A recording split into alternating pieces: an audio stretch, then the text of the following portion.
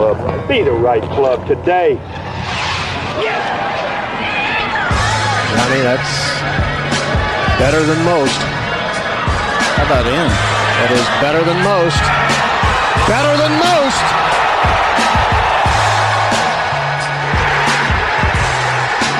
Expect anything different?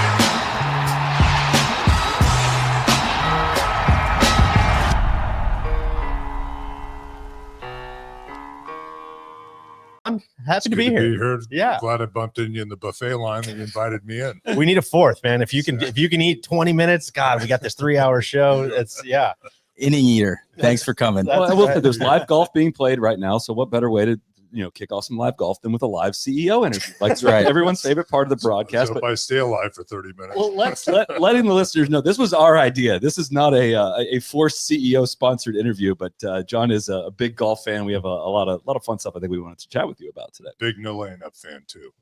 It's a treat for me to be here with you guys after listening to you for so long. Well, I'd start there. It sounds like you're a listener of the podcast. What should we do differently? What makes you slam on your steering wheel when you're like, what take is like, what's a bad take that you need to what's a bad take from us that you would like to just get out, just put it out there? Do you get paid by the minute or do you get paid for a show? That's my first question. Because if you get paid by the minute, I understand why you go on as long. We have heard that feedback. You know what, John? We sit every single meeting that comes up. It's just like, all right, we got to make the pod shorter. We got to, and then every Sunday it's like, well, an hour 59. I mean, we kept it under 2 hours. Yeah, like this is an hour this week, totally an hour, and it just never works. It's always 90, right about 90 minutes, and that's an improvement from years ago. You mentioned work on that. Yeah, okay, that's good. We'll take that. We'll take that to heart. You mentioned being a podcast listener, audio just being more of a part of your life. What other podcasts are you listening to? Oh, I hit a news string in the morning, so I'll typically hit up first. I'll listen to kind of a couple Politico releases. I'll usually get one or two New York Times pieces that I'll listen to, and then if I have time for luxury, then it goes to No Laying Up, or it goes to How Things Are Made or something like that I can get into. So that's always my treat, at least one day a week.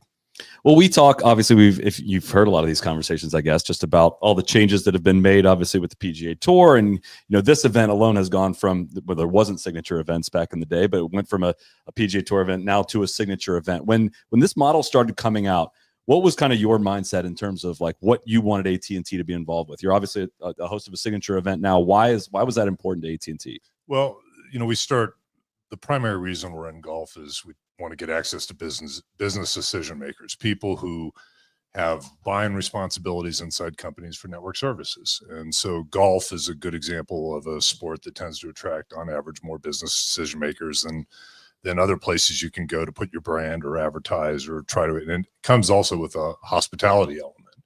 And as you astutely pointed out in the podcast you did on kind of the monetization of the business, although we never really sold anything to the Brazilian army. That was a very specific example. A random example. It just kept coming I think up. we did the Brazilian army deal right here in this room, if I'm not mistaken. We had a couple generals here. The person we got that from, I couldn't tell if that was a real thing or if he just was like coming up with it. So specific. But it's got to be real.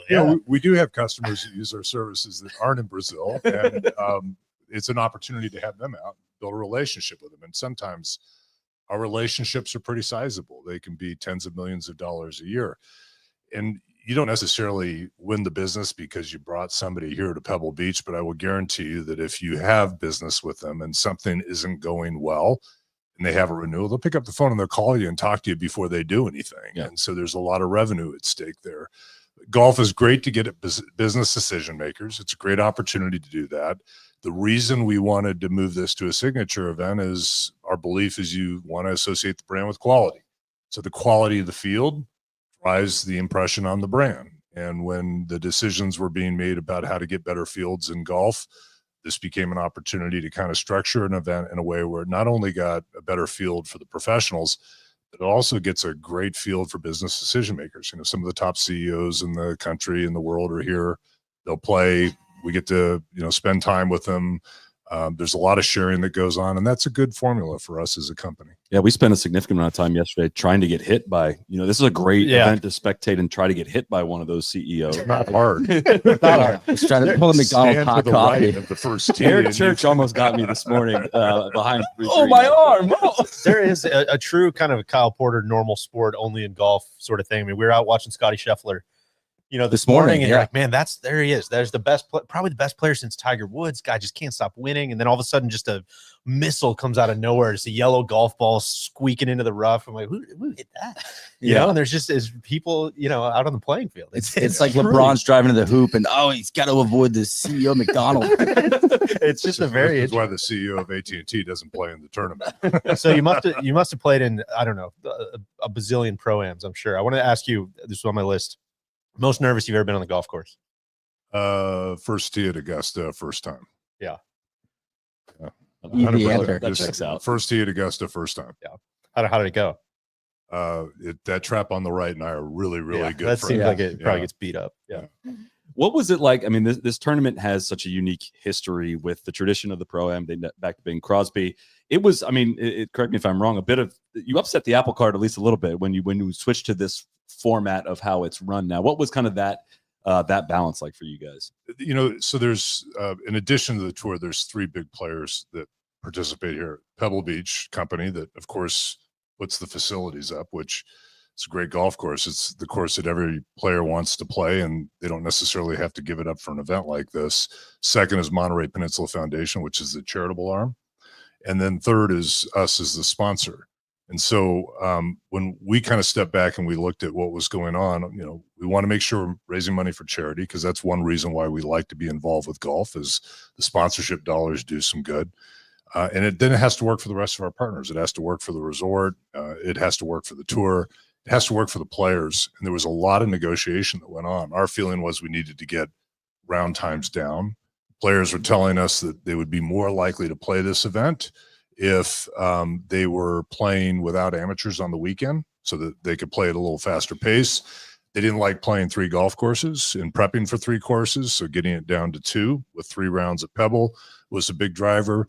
We still needed to raise the money for charity, so we had to come up with an economic model that ensured that there was enough money coming in that could go to the local charities. And it was a lot of give and take around that. And that's how we came up with this format. And I'd have to say, by and large, almost all the constituents believe that this is probably a better solution right now. Which is so, I think that's why I'm so excited for this week, is like everything you just said is kind of how I was feeling last year. I got this amazing Saturday. I'm like, gosh, Sunday, this is it. This is what we've been working towards. And of course that got ripped out by weather. And now, so we're back again this year. I'm like, all right, I got 2 years worth of, like, I think this is going to work. And I think Sunday is going to be really good. And now you see the golf course is firm, and it's a different setup and a smaller field. It's just, there's been so many things coalescing towards a really good Sunday. And I hope we're going to get it this year. Because all that, also a lot of the stuff that you're in favor of and all that is good for the fans at home. That's what our lens always is, right? And I just felt like, man, it feels like the best players in the world should play Pebble Beach all together, right? And that now it's happening, and it really was a bummer last year to lose that Sunday. Yeah, it was trending the right direction. It was a bitter Sunday to deal with that dynamic, because everything up to that point had been kind of going out to plan. But you're right. I mean, one of the things we want to see really strong TV audience. We would want fan engagement that's strong, right? It's important. Business decision makers are important, but we have a lot of consumers out there that watch this too. So, John, I want to change gears. Sure. You're one of these business decision makers. I'm going to call you the golf czar for a day. What rule? You can change one rule tomorrow. What are you changing? What's your least favorite rule in golf? I think you should have a traveler. That rule isn't a rule in golf, but I think you should have a traveler. That's what a CEO wants. Yeah, right? there you go. What's your biggest pet peeve on the golf course? Slow play. Yeah. How would you, as a decision maker, how would you fix it? I think I would start getting management of golf courses need to start getting ruthless. I think on the tour, there needs to be some discussion amongst the professionals around what they want to do amongst themselves to start enforcing a different regimen. They need to agree on something and then do it. But I've gotten, as I've gotten older, even less tolerant. If I'm on the golf course longer than 4 hours and 15 minutes, it feels like an eternity anymore. Yeah. How there's a lot of talk about obviously the entries into these tournaments, these signature events are highly sought and fought for, and there are sponsor exemptions available for these tournaments, which I would argue and imagine that the process for that is even a little different as a signature event versus how it was when it was a standard event. What's your involvement in sponsor exemptions, and what's kind of the thought process into as a check signer for the event, what kind of person or player you're looking for to add to the event and why? Sure. I can't speak to how all events do it. I can tell you kind of what we have done historically in the events we've been involved with. And as I indicated, this is a partnership in how we get this done between the Pebble Beach Company and the foundation. And so we all talk, and we want to try to make sure everybody accomplishes something as they go through it. I will lobby, or the company will lobby, for certain individuals. And from my point of view, an element of this should be merit. So I like to look and see if, despite the fact that there's a well thought out process of who qualifies, is there somebody who didn't qualify that's playing incredibly well or has a history of playing incredibly well on this kind of a format and setup that made sense that, you'd want to bring in. I would tell you, obviously, if it's somebody we have a commercial relationship with, or a key partner or customer that we're inviting that maybe sponsors somebody, that might factor into that decision making. And that's really kind of what you're trying to look for. And then, there's sometimes that rare instance when a very popular player isn't qualified for some particular reason, and they're going to bring crowd interest in the game. And you say, if that person is here, it's for the betterment of golf because it brings in some viewership and activity. And then you make a decision based on that.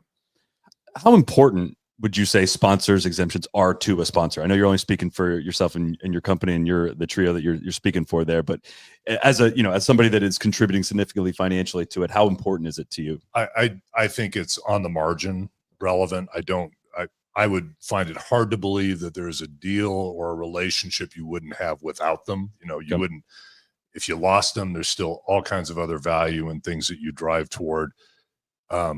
But I do think they're convenient in certain circumstances, and it's important. And, I don't think I'm breaking any news here. A great example in this particular event is because of Jordan's injury and how he played last year and what the circumstances were, he technically wasn't qualified for this event. So it's the AT&T, and it's very nice to have a sponsor's exemption to make sure, I think somebody else probably would have given him one. Yeah. But, the fact that it was our event and he's really important to us and he's a great ambassador for it, and he had a circumstance that was a bit unusual, it feels good to have that, to be able to do that. I think you touched on some of this earlier, but I think the Jordan thing kind of reminds me that, you've been in this world long enough probably to notice, we always talk about a bit of a change in when the PGA Tour used to be kind of a traveling circus. It was about on-site experience. It was about taking care of the people who were there. That's still the big driver for, companies like yourselves. But it's also, as purses go up, as things change, it does become much more important to be an entertainment product. How have you felt that push and pull just from where you sit? And also because you guys are in a ton of other sports and are kind of trying to navigate this elsewhere too. Do you get what I'm kind of scratching out there? I feel exactly the same way you feel as a fan, right? I'm a fan, and the company looks at it just like a fan looks at it. And so as all of us have struggled as individuals looking at what's going on with the sport, who's playing where, who's at the top of the leaderboard, why can't these people compete with one another? That process is into my thought process as a decision maker of a company who's allocating advertising budget. And, there are a lot of different places, as I said earlier, that business decision makers go. They go to other sports and other events, and we're fairly mechanical about how we value these things. We think about the number of impressions that we get. We put values on those things related to ratings on TV. If you're getting, lower viewership and you're paying the same, then your cost per impression just went up. We compare it to other sports. All that goes on. And so that formula is under constant review. I think what's important to understand is this is our 40th year here at this tournament, right? 40 years we've been doing this. We've had a long, productive relationship with the tour, and there's been a lot of give and take over that. And so every business goes through changes. My business is going through changes. The golf is going through changes. Television is going through changes. Being patient, working with partners that you've had long relationships with, that you've worked with, is important. But ultimately, you got to get the formula that works right. Yeah. You took offsite? Yeah, I think outside of golf. So we just had a team offsite for Pro Trash Holdings, doing business as no laying up. Where'd you go? Hawaii? No, Caribbean, right? Sunday, You did it here? Monday, we did it here, Oh, good. basically, and then Tuesday we cut it off and started our content. What's the best offsite you've ever run? And what do you think makes a good offsite? I feel like you've probably done a lot of them.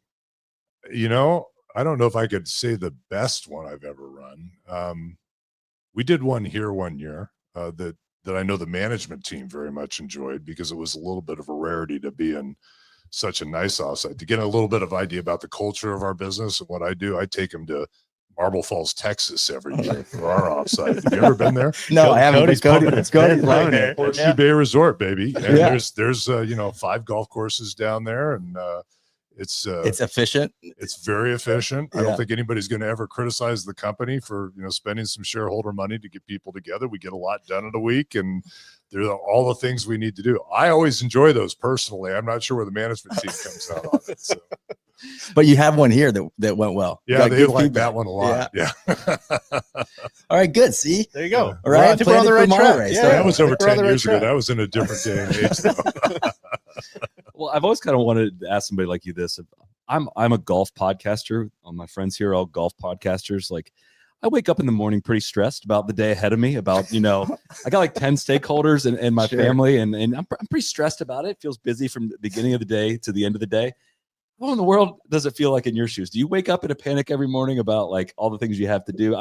Teach me how to manage my stress. You're probably hearing your name pop up on these podcasts you're listening to. That's got to be kind of weird. There's an important thing that's different, that when I wake up in the morning, there isn't like a 1 or 2 year old running around my house at this stage of my life. Solly's case, like 7 or 8. However many. So there's a difference between, at my age and kind of my stage of my career, you become a little bit more focused and committed on your professional life and a little less distracted on your family life. Fair. Fortunately, I have adult children that are very capable and out doing their thing. But to answer your question, I don't want to take the magic out of it or the mystery out of it. I think people who are committed individuals, people who want to excel and do well, everybody gets up and says they want to do their job really, really well. And they want to go put in 8 hours, 9 hours, 10 hours and be the best at what they do. And I don't think that's any different for me than it is for you. Yeah. And so if you have a set of personal standards and objectives and things that you want to do, you get up in the morning, you go, I want to go kill it today. I want to get this right. I want to nail it. I don't think it's any different for me. The only difference is maybe the decision I'm making has a few zeros after it, but it's a little bit like when you go to a craps table in Vegas and the limits are too high for you, and you just think about betting units instead of the fact that they're $100 chips. Sure. Right? Nuggets. We like to say nuggets. Yeah, for sure. And I think that's just the way it works for people. You work really hard. I work really hard. Are you a early riser? I am an early riser. About 4:45, and then you have a block of personal time then before you the let the inbox quiet time flood over you. So, the morning is first check is usually weather to see what's going on and either where I'm traveling or where I am, or my business is impacted by weather, so I kind of pay attention to what's going on there. What weather app are you on? That's a big talking point with us. Is it really? Oh yeah. Dark sky. Well, now weather, that's Apple. weather bug, the bugs, Weather Underground, and I also use the Weather Channel. Okay. We'll let TC know. He's our kind of internal meteorologist. I don't know. I have any expertise on it. But, then it's into the news streams, and then it'll be a quick check of kind of whatever things blew up in the middle of the night, whether it's email or text that something went really bad, and then I'll put that away, go do some exercise for a bit. Takes me a little while to get my body moving the right direction, and then after that I clean up and drive into the office. So that's kind of what the morning looks like. But there is an important 2 hours of quiet time. Do you feel like most of the day you're reacting to stuff, or are you proactive? Right, like people say, like CEOs put out a lot of fires. Is that true? There are days where it can be reactive or mostly reactive. If every day is reactive, then I'm probably not doing my job correctly. Sure. I think what a CEO, if you're talking about the stress or what do you think about, I get up in the morning thinking about how can I run the business in a way that it's not reactive, that it's more structured, predictable, that there's processes in place for people to figure out how to spend their time and spend it on the priorities. That's a big part of kind of what I need to do in my job.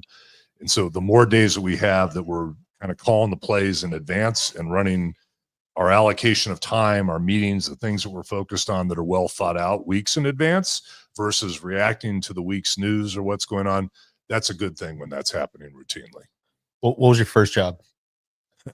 My very first job? Yeah. Somebody asked me this the other day and I hadn't thought about it in years. And it Well, tickled before me. I actually got employed by somebody, I used to deliver papers and cut lawns, and I Pretty much did a what mine lot was of too, it. yeah.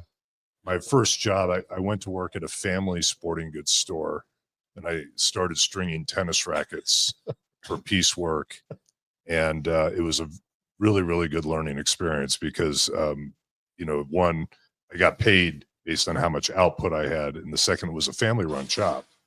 And I watched these individuals that were running this thing making decisions like, are they going to buy more shoes this week or are they going to feed their family? Yeah. And so there were a lot of lessons in business that I kind of picked up early from that. Could you still string a tennis I racket? could still string a tennis racket. Love hearing What that. about changing your own grips? I got pretty proficient. Yes, you've heard about that? No, I haven't. I but have a grip station in my garage. Oh, come on. Cody, that might be another one. Yeah. No, that's If you guys just need me to struck do gold something while there. you're out here, I can probably. Well, knock Cody out put a few this for you. Instagram video out of him re-gripping clubs for the first time in probably a decade, and he got obliterated in the comments. People said he wasn't You have level. to have the right tools to be Yeah. efficient. At it, I'll tell Maybe you that's that. what the problem. It looked okay to me. I thought you were doing fine, but maybe you guys can compare notes later. Yeah, I've got a grip station in my garage. I do my own grips. Love that. They're expensive, you know. They are. Yeah. They are. Well, taking care of them. Hopefully, you don't got That's to right. change them too much. Flipping over a little bit to, kind of some of the decision-making background skills that you have and being a stakeholder with the PGA Tour during a time of change, I believe you called it. I think there's a few things going on in the greater golf world that have been a bit challenging. Are you available to the PGA Tour for advice on any of this stuff? Would you give advice in any of this? I'm just kind of curious as to the level of your stakeholder, and the experience you have if you feel like you can help a situation like this. I'm available all the time. And, as I said, it's a long relationship. It's been there for a while, whether it's Jay or his management team and the relationships with key individuals within our business. We want to work as a partnership and including, whether it's a antitrust related issue that they want some counsel on because we've had experience litigating and we can give some advice on, or as a sponsor that, is trying to figure out how to run their business. What would you react to if we did this, or this? Of course we're available, and of course we'll provide counsel. Now they have a lot of stakeholders. I'm just one sponsor of one event, a long-standing sponsor, but I'm very well aware that within that context, they got a lot of different stakeholders. And speaking from a little bit of experience, it is really hard to run a talent business. Talent businesses are really hard businesses to run, and professional sports and professional golf is a talent business. That's well said. Yeah, I hadn't really thought about it in that That's specific why I way. struggle with all this ego. For You guys sure. are It's talent unbelievable. business, No, right? exactly. And I'm trying to keep all these Yeah. guys Yeah. from, I'm not getting enough mic time, all this BS. John, I feel you. Totally. We can talk. Yeah, afterwards. we'll I can give go. you some Maybe we'll suggestions. keep learnings and best practices. Exactly. What you need to do is open like a 11 p.m. to 1 a.m. channel or something. Yeah, that that's you do, and interesting. then you just relegate. So you want more mic time? Yeah, do the exactly. 11 That's p.m. like the show. trap Hey, drops. we gotta do that. That's what we do on the That's what we do on the trap drop. I'll give you all the tricks. I love it. Well, do you have a I don't want to sound like a cliche, but a business motto or something you learned early in your career, the way you like to, run things? Like what maybe a quote or something Credo, that, maybe. yeah. I don't have a credo or a business model or anything cute that I can put on the cover of a book that I'm never going to write. Sure. But I do have 10 operating principles that I've kind of worked on over the years and I won't go through them. Trust me, that's the last thing you want on a podcast like this. But I do look at them and I do pay attention to them and I communicate them out to folks saying this is kind of from an operating perspective, how I'd like people to think about operating their business every day. And, kind of what's wrapped in all that I think is really, really important is it's not easy to run a successful business. And some of it just gets right down to perseverance. It gets down to that. I get up in the morning. I want to do a good job. I want to be a professional, recognized for what I do. And I am going to just persevere and stick with this until I get it right. And it's probably good golfers are that way, right? They grind. Yeah. They get out there, they stick with it. They don't get thrown off when something bad happens. Business is a little bit like that. You got to give me one of the 10. One of the operating principles. Yeah. Yeah. One of the operating principles is starts with the customer, and they're the ones who are paying the bill. So you have to kind of sit there and understand what it is they like about what you're doing. And everybody should be relating what they're doing back to something that's triggering a customer benefit. Because if you don't do that, ultimately they stop paying the bills, and you stop paying the bills, you just don't have a relevant business. It's a bit like the year of the product. That's kind of right. what we were trying to scratch at. There you go. That's right. How's the golf game? As bad as it usually is. Did you grow up playing? No, I didn't. I didn't start playing probably till I was in college. I felt like I was getting left out for the nighttime Yeah. runs to the lighted 9-hole course down the street. That was really more about drinking games than actually playing golf, and started playing then. And I kind of was on and off, and it wasn't until the company I was working for was bought by a company that was just a bunch of golf fanatics, and it became easier to play golf because of that. And that pretty late in my life, actually, I was probably in my late 30s at that point, and I got back into it, and I've got the love for it at that point. And I'm just totally bit by the bug at this point. The whole family plays, my sons play, and my wife plays. It's how we spend our time. I love it. What's I asked you this off mic, but what's the where do you need to get to in the golf world that you've never been to that's top of the list? I think the family and me, I've not played really much at all in the UK. And so I'd love to get overseas and play there and get a chance to have a trip. And my sons would very much like me to spring for that trip for them. And it just, as I told you, it feels very unjust that at my ripe age, I haven't been there, and somehow they're going to get this solved early in their life. Come on, Dad, run the team offsite over there. I'm a team offsite in Edinburgh. Let's do that. A little bit of conflict on this. And that's probably the top of the bucket list right now. I have a couple friends that we've never done the Trent Jones Trail. We want to get a motor home and roll down the Trent Jones Trail for a few days. Yeah. Or maybe you could get down to Brazil for the. I'm waiting for the Brazilian Army to invite me down. Yeah, we brought them to Monterey. Maybe they could take us to Rio. Talk with them about how the network's performing down there. If you didn't listen to the sponsorship pod, you're probably very confused about this. But we appreciate you spending half an hour with us. I know you got a very busy week. And thanks for having us out. This has been an absolute blast. And thanks for joining us and shining some light on a bunch of things we always talk about, but are a little more meaningful coming from someone like you. Well, I love what you guys do for the game, and I love your energy around it. So it's great to participate and be part of it. So thank you very much for having me in. Thanks, John. Yeah. All right, we'll see you. Thanks a lot, John.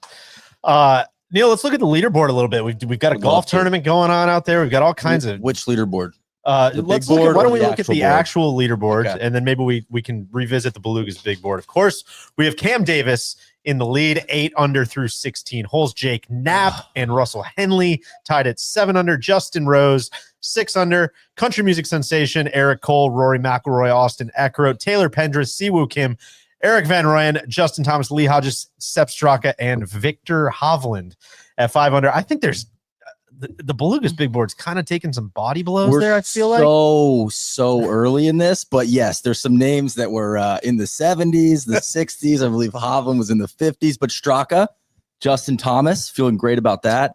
Harry Hall, do you want to give a mea culpa to Harry Hall? If you're listening, I'm sorry. You were the 80th guy that I left off of the big board. We thought it might have been Emiliano Rio. We thought it could have been Patton Kazire. It was not. It was Harry Hall. He is in the field. Obviously, that means he's going to play well. Part of my brain was going through when John was talking about sponsors exemptions and how important it's just important to reward guys who are playing great. Sponsor exemption. I was almost like, well, John, let me tell you about the Beluga's big board. And I was like, maybe we take that offline. I don't know if we need to do that. Just so I know the people are curious. Doug Gim. Yeah, you're gonna have to scroll a bit. You're gonna have to scroll. Doug is currently T77. So I want to apologize. I do want to say that we got out in front of that one. We tried to go out and watch him at Spyglass this morning. Couldn't. Didn't have enough time to get out to see Doug, but we're rooting for him. That's 3 shots better than Ludwig. Ludwig at +5. DJ, I have something. Yeah, I got a big old mea culpa. Sure. You guys haven't noticed this. I thought you guys crushed the CEO interview. For the first 2 minutes of the show, we didn't have any audio. Really? So what happened is that we have a normal 2-camera shoot, right? Sure. And we dropped it because we wanted to make sure that John got in the seat. The issue is that video file was also tied to the audio line. So you guys just kind of sat there talking and nobody really heard anything. But it was a phenomenal introduction. And I thought you guys crushed it. We pivoted. We got it there. But I needed to get it on the record. Right? Okay. I'm going to add that to my list of operating principles. Is let's make sure the audio is always on. That's number one. We're a podcast company. Well, you know what? A lot of communication is nonverbal. I'm wondering if that could possibly be on John's operating principles. I think we were, you know, I shook your hand. There was a lot of this. That's actually kind of funny. I think, like, yeah. Like, Well, you know what, Cody, now that we do have some audio, let me just say this. AT&T has a new guarantee because most things in life are not guaranteed. Like, for instance, is the audio going to be on?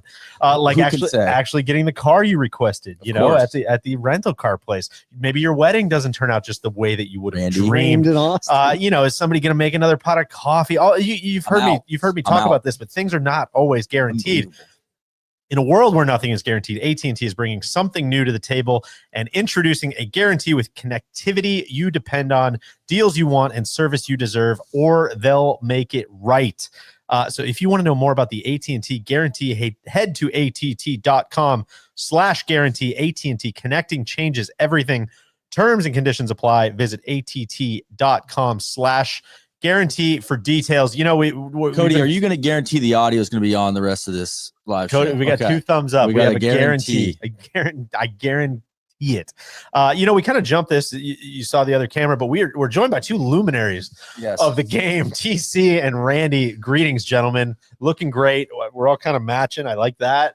It's great to see you guys. Great to be here. We're just sitting out on the veranda out here, taking in a little bit of the live show from afar, and just watching some golf on the third green here. One of my favorite holes at Pebble Beach. I mean, I don't know that you could really. Hard to be picky about the lots around Pebble, but God, this might be. It's a nice bluff. Tip top of the list. Nice man. bluff. If you'd like to just overlook, 3, 4, 6, 7 things of that nature. We stopped behind 4 green, 5T. We talked to Chuck for a bit. Really? No, I mean, that's where his house is. Metaphorically. I mean, yeah. Randy, I need 3 things. What'd you see out there? Before I get into 3 things, how much of a Jesus, thrill? relax. Sorry. God, nice to see you too, Neil. It's a luminary. Our guy John Let the guy stringing his get own comfortable. tennis rackets. And changing his own grips. Of course, but Yeah. I bet he was doing that back in the days of gut string. Too. Yeah. Gut. So props to him. I could use a restringing in my tennis rackets. 3 things. TC. Well, let me just set it up real super please. quick. Just a couple things we're going to get to today. We kind of shifted the order around. Originally, we were going to start here. I was going to run through the agenda. I was going to say that we're going to be joined by John Stanky, which we just were. Amazing. Love it. That was great. John was ready to go. We've got we're going to talk a little golf. Neil and myself, along with Cody, went out to Spyglass this morning. Hadn't been out to Spyglass in quite a while. Second time on the property. Yeah, which we could talk about. We watched some of the world's best out there, which was great. I know you boys strolled around Pebble Beach, so we'll talk a little bit about what we saw this morning. We've got a little, if people remember our golf adjacent video from the PGA Championship a number of years ago, we did kind of an homage to that, just a little bit of a Neil and Randy walk around Pebble Beach video. Play the hits. I know. We will roll that. We're going to be joined by one of our favorites in the game, Trevor Immelman, later on today. Of course, we're going to keep an eye on the Baluga's big board, and of course, we're going to keep an eye on round 1 of the AT&T Pebble Beach Pro-Am. So with that said, why don't we volley? Why don't you guys give us something you saw at Pebble, and then you maybe ship it over to us? I think we got to lead it off. Is it Noto? It's Noto time. Neil, can you take the listeners back to this Anthony Noto? Yeah, so he's CEO of SoFi, and I have a friend that I don't know how it came up, but he was like, "Oh, yeah, Noto." So he played football at West Point, and he was like, "Yeah, Noto tore both ACLs in the same play." And you guys were like glowing brain on the same play. That might be the most. And I was like, man, I hope I got that right. And so you guys were like, we have to go confirm that. And you did? And you did. The putting green. We did. Yeah. So we went down to the putting green. Was that just a first? Yo, Noto, you got a second? I said to Randy, truly. I said, there's Noto right there. He's putting. And I'm like, truly never met the guy in my life. He doesn't know me from anybody else on property. I'm like, do I just hit him with like a yo Anthony or like, hey, Mr. Noto? Should hit him with Tony. Big tone. So I think I did go, I hit him with the Mr. Noto. Hey, Mr. Noto, you don't know me, all right? But my name, I even gave him my real cover. I said, I'm Phil from No Laying Up. He's like looking at me like, Yeah, that's cool. like man. this guy, intense Sure. character. And I go, hey, you might know my coworker Neil Schuster. He doesn't. No, I don't know. I'll go, okay, great. Well, Sure doesn't. it's lore amongst us. We heard a story. Did you tear both your ACLs on the same play in college? And I didn't know if he was going to tell me to, take a hike. I didn't know if, exactly. So there was like a brief pause, and I'm like, oh God, TC's sitting over. Say TC, I don't know. I was gonna film it, and I was like, no, we're not filming this. This guy's too intense. And he leaned into it and he goes, I did. And I go, how did that happen? And granted, he's like on his way to the first tee. You know, saw just his wrapped introducing up. himself because they're playing in the same group together. I'll be right with you. I need to lock in blindsided with my guy. But it was our only there's chance. probably a lot of that going around. I'm guessing It was our only Getting blindsided all over the place. Got a crackback block. But we can confirm it's a true story. Okay, he said. All right, that's very relieving. He said he was pursuing the quarterback. So I'm guessing what linebacker, I would DN, think, maybe. yeah. Maybe Edge a safety rusher. blitz. Maybe a safety blitz. Maybe he was up in the box, you know. And he's pursuing the quarterback. And he said, you know, he took a step and this wide receiver kind of crashed down on his trail leg. There goes one ACL. Like almost in the midst of that happening, he gets the quarterback in his grasp. Somehow the quarterback falls, tears the ACL in his front leg. 2 ACL tears. Same play. I've never heard of that. Except I bet that's happened in slam ball. For sure. It's the only other thing I can shocked think. if that's happened elsewhere in the history Well, of thank you for football. tracking that down, and I Most feel exclusive vindicated club in the because you guys were like, world. "There's no way." Well, we've been talking about it all week. I know.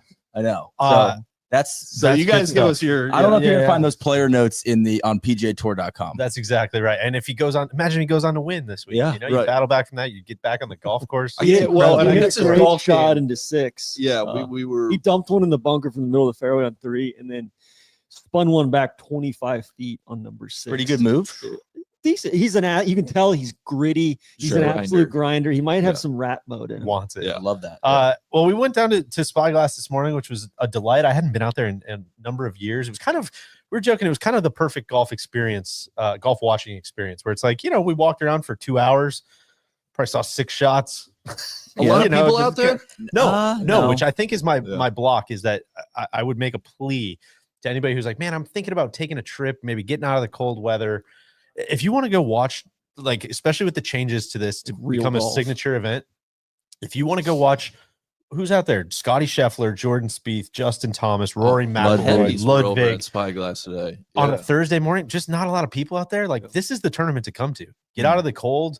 Get a place here, go walk around. Like, get out of the cold. Well, get out of the snow. Well, it's a pleasant hike cold. through like, you know, you kind of start on the beach at Spyglass, not on the beach, but views of the ocean, and then you kind of walk in the woods on the back 9. But it's a, you know, it doesn't feel like a major championship in a way that it's like, it's a major championship style field, but you're right up next to him. You know, you're not fighting for pretty good space. viewing angles because of the hills. Good. So we miss Rory alley-ooping it. Yeah, Rory made an ace on 15, which we missed by about 4 minutes, but we were there for them repairing the cup. Cody, I don't know. The O-ring. I don't know if you have that photo, Cody, but we were there to watch them repair the cup to make sure that was all done properly. What a thrill that is! Yeah, so that was cool. It's always fun I to don't see know him. that compares with the double ACL thing, but it's yeah. You know, we were on site for that.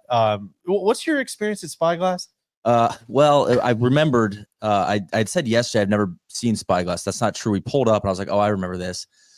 And it's always giving me trouble because I'm always working like TA3 and TA4 into stories, but they're a big part of I used to come down here and watch TA3 like 3 years in a row. So Tommy, TA4, Tommy Armour IV, and I came down here and we got to play at Monterey Peninsula, the Dunes course, or the shore course. And we had this epic day on the shore course, and we were the boys were feeling themselves, and we were like, whoa, we got it. And TA's like, it's an emergency. Let's go see if Spyglass will let us play 9 holes. I bet they will.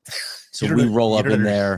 It's an emergency. Just walk in the pro shop. We're like, guys, it's an emergency. We would love any way we can get out for 9. Doesn't look boys like are much. striping it. We gotta go play 9 more. Absolutely not. Didn't you guys They were like, no. Didn't you guys pull up the Cypress to yeah, but that was a different year. That was with TA3.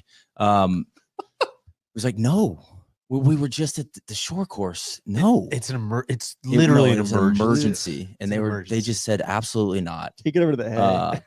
And so when we rolled up today, I was like, oh, I remember this clubhouse. This is where I got right. You out of here. So we got a couple other things, but let's throw it back to Pebble. What else you guys see? We were hanging out around the putting green first tee area, comparing Randy's length and height to Danny Ainge was standing there.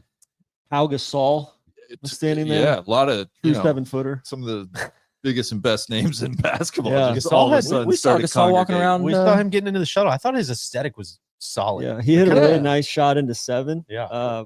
Hit the green. But really the standout performer of our walkabout, we walked all the way out to 8 and 9T was Qualtrics Ryan. He almost made a interesting. deuce on 2. He almost made a 2 on 2. He birdied 1. Jeez. Almost made a 2 on 2 and just absolutely flashing. To the point where like Ryan, chill, man. Chill, It's a yeah. It's bro, just, we're like- just everyone's just here to have fun. You're trying too man. hard. It's here to raise some dough for charity. yeah, God, well, we saw him fly into the Pacific Ocean yesterday. we did. We sure That's did. interesting. He must have got a Well, dive. he's probably upset about the whole, Yeti. Yeah, The that- Utah Yeti situation. That's possible. I got another observation. Yeah. I saw Will Zalatoris tee off number 10. I'm shocked. I'm hearing he's gained 20 pounds. Muscle. I was like, Did In he the look best like shape of it? his life. no. That's why I was like, It was. I mean, it was. He was filled out, but he's still just a, I'm like, a man. slender guy. Yeah. And so it's like, so that was something. I also there was just a lot of room on the frame to yeah. work with. I Well, think. what's your other observation? Sorry.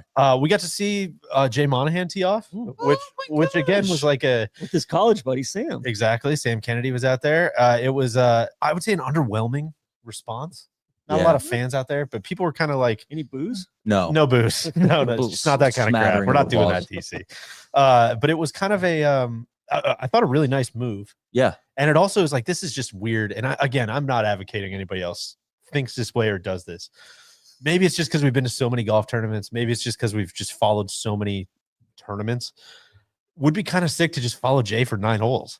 Like, like where else could you do that? Like out at Spyglass today. What'd you get into? I mean, I watched Jay Monahan play 9 holes. Like, he shot like 44. Kind of. Why? I just think it'd be kind of interesting. He's got a pretty good move. Really Watch good him, move. And I watch thought, him truly build around. I legitimately think if you ever told me that, my first question would be why? I'm surprised. I thought I you'd want be to into see if he that had the idea. grit. Can he build around? It's not going well. Double at the first. What does he do? Does he bounce back? Yeah, I thought he moved the ball pretty well. Did a tight draw, He did. maybe a little overdraw, almost sniped the volunteer. But Yeah. it was I thought a pretty good move. You want to talk about some left with the drivers? I hate to report this, but I think it's our fiduciary duty to our audience. Fiduciary. Max Homa's driver does not look good at the moment. Yeah. But he's fighting. I He's think he was battling. 1 under. But we saw him way left on 1. We saw him way left on 2. We saw him way left on 6.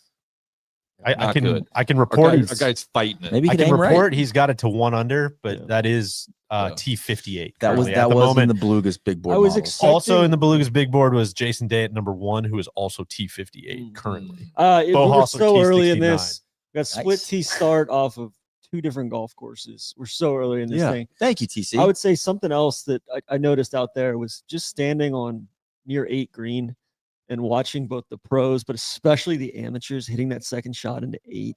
Oh, That's a thrilling thing to see, like a 12 Totally. handicap who might be on TV or who might be, fighting their swing a little bit, have to hit a 190-yard shot and Just put let it tiny rip. green with, Yeah. balls in the air for a long time into that. fans hanging around. Yeah. It's a lot of Lot going on. potential energy there. I got one I want to test out on you guys. I may have workshopped it a little bit with Randy yesterday, but I'm ready to kind of put this in as maybe an operating principle for the Beluga. They're I 10 are think going I to fill up figured quick. out the line of delineation between old and young. Yeah. And I think it is yeah. how you put your tee in the ground. And this event is a really good judge of that when you have the pros and the amateurs. The pros they're kind of down on 1 foot, leaning on the driver, real swaggy. And then, if this is going to happen to me. Well, it's starting to, I think that's why we're noticing it, as you get older, if you're kind of down between If you have your 2 feet straddling where your Yeah, and arm you're is going down, putting the straight tee down in the ground, right here, not good. It's This that's also when happens it's like, to the hey, I'm cat. old. Yeah. And that's I Yeah. think that's a pretty black and white line. It was tough. Yeah. Powell putting his tee in the ground. It's a long way to go. That's a Yeah. long way down there. Sure, and a long way up. And Randy, I want to give you credit. I always feel like you have a pretty smooth move getting the tee in Thank the you. ground. For you got a lot longer to get down there than I do. Yeah, So yeah. Beach, Well, one- I hope to for years to come. yes. One other observation That- I we had. gotta fight. I was looking through kind of the bios or the quick one-liners of who's who out there. Eric Church was playing in the same group as Powell. Country music Yeah, sensation. country music sensation. If you Watch want to this tease, space. We tease got that, yeah. You know what? We got a little. We were discussing. We've always had a lot of fun with country music sensation Eric Cole, country music bad boy Trace Crow. A little bit. I put together a game that inspired by our friends at the Circling Back podcast. It's going to be country music star or professional golfer, and I want you guys to guess who's who. So we're going to do that later. You're not getting one by me. There's no way you get more than 3 of these. Real right? quick. It said on the bio next to Eric Church, it said founder - Eric Church. Really? Founder of Eric like Church. A founder of like his I think brand. he's got a. Oh, or I thought maybe he Himself. has a place of worship called Eric Church. Potentially. I don't know.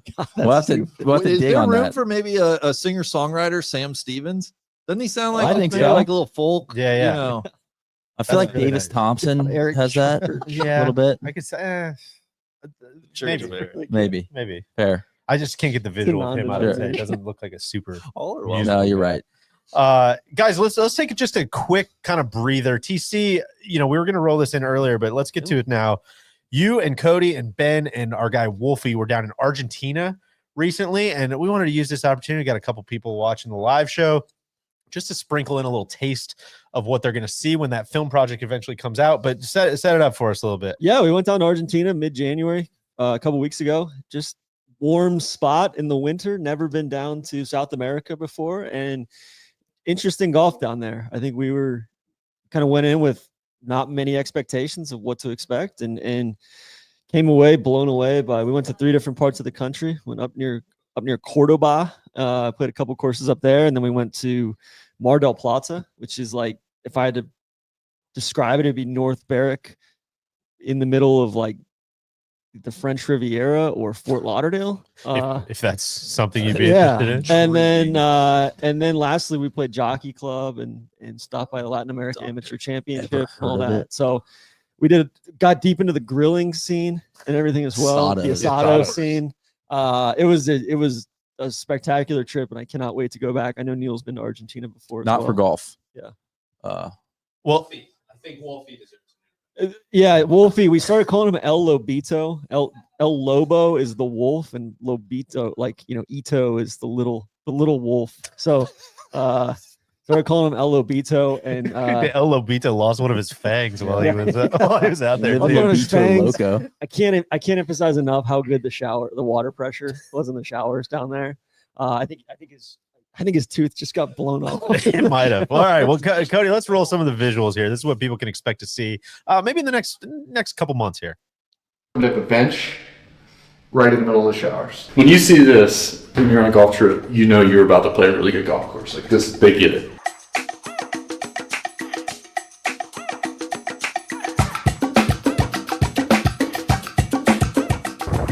What's up, bro? How you doing, huh?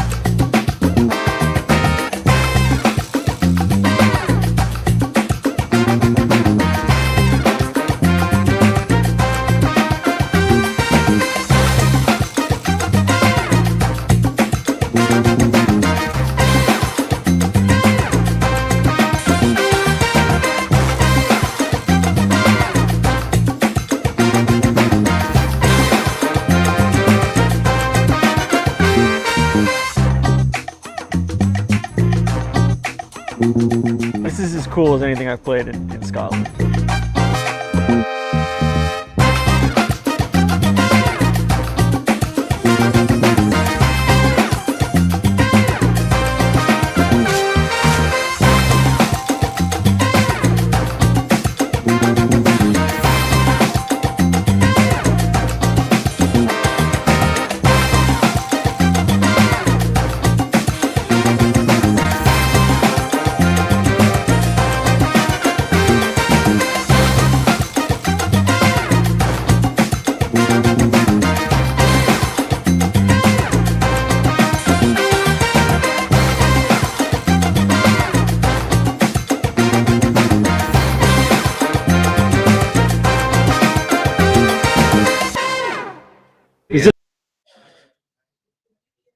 Well, there you go. It looks like some unbelievable scenes that you guys got down there. I cannot wait to roll that out. I think we're gonna do our travel stuff a little different this year. Watch this space. I know people love hearing that.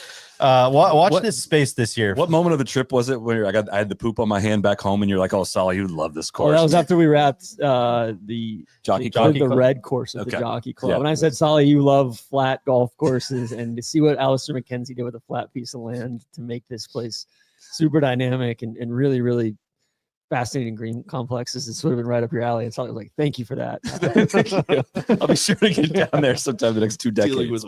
We brought Solly back in. The Czar's out working on his business principles. He's going to have a list of 10 that he can go through with us later, maybe. But Solly, where do you want to take us? What do you got on your mind? I had this prepared for yesterday. I know the tournament's already started. Maybe some of these guys are up on top of the leaderboard, but we had a very full show yesterday.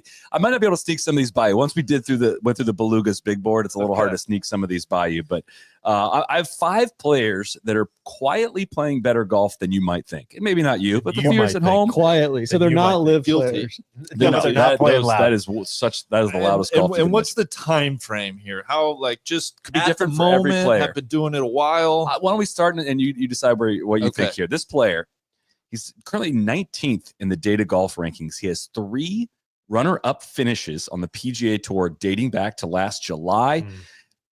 Bear with me for the stat part. He has a 50-round moving average of plus 1.7. I know that means nothing to you, but that essentially means he's been as good as Hideki's actual skill. I mean, over the last several months. He's hitting 340. He's getting on base at kind of a. He is the 3rd best American over the last 6 months. I know who this is. Who am I? I know who this is. I'll give you a chance. Kind of over the silly season.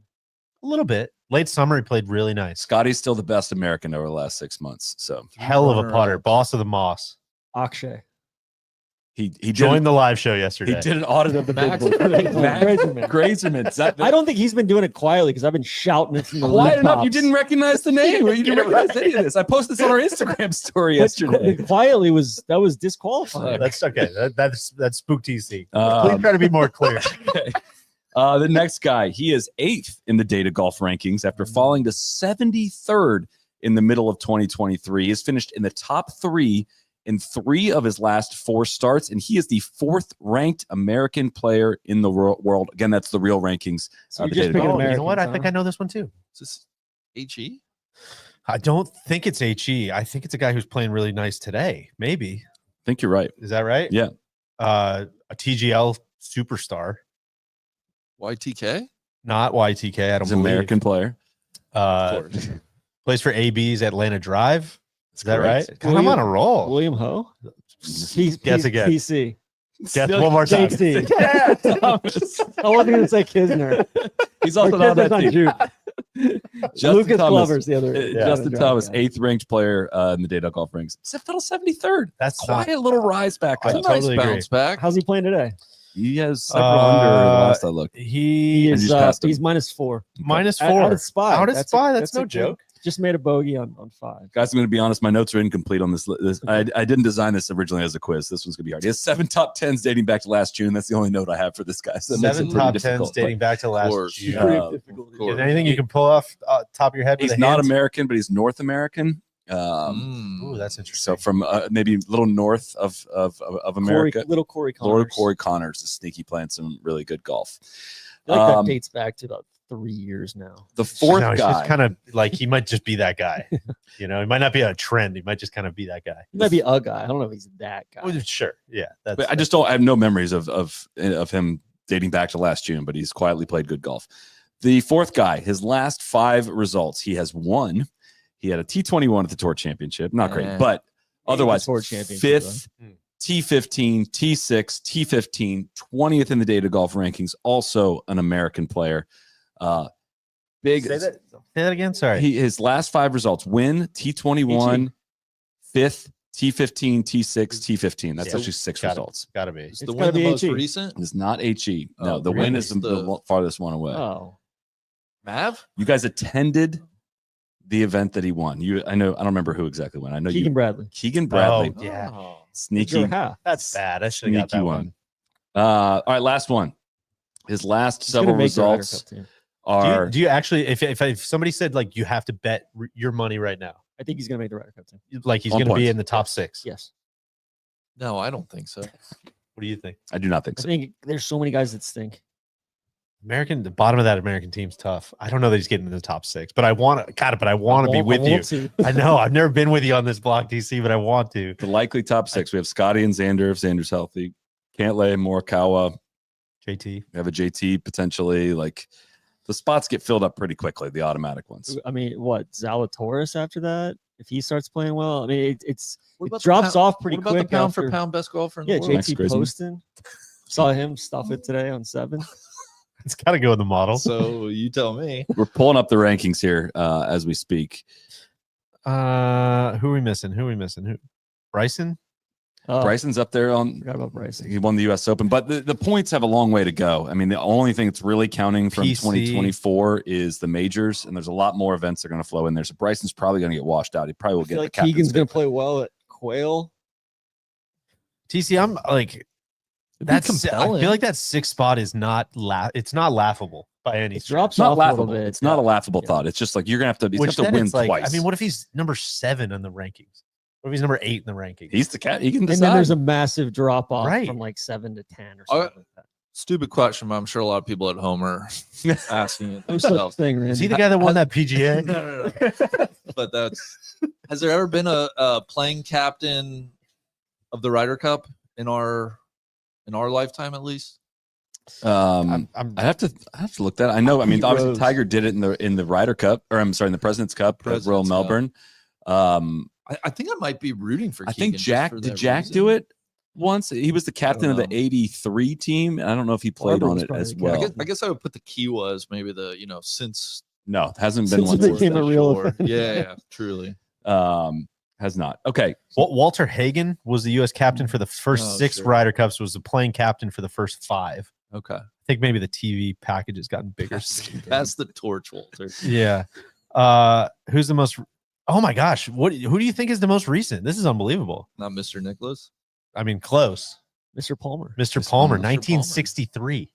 Is the- I'm in then. I'm rooting for Keegan. Is the to most be recent top 6. Ryder Cup players as captains: Walter Hagen, Dai Reese, Charles Whitcomb, Sam Snead, Ted Ray, George Duncan, Mr. Hogan, Henry Cotton, Lloyd Mangrum, Chick Harbert, Jackie Burke Jr., Jerry Barber, and Arnold Palmer. How about that list? Henry I would say Cotton. you think there's more or less guys who have been playing captains of the Ryder Cup or guys who have blown both ACLs out in one play? I would say both ACLs on one play.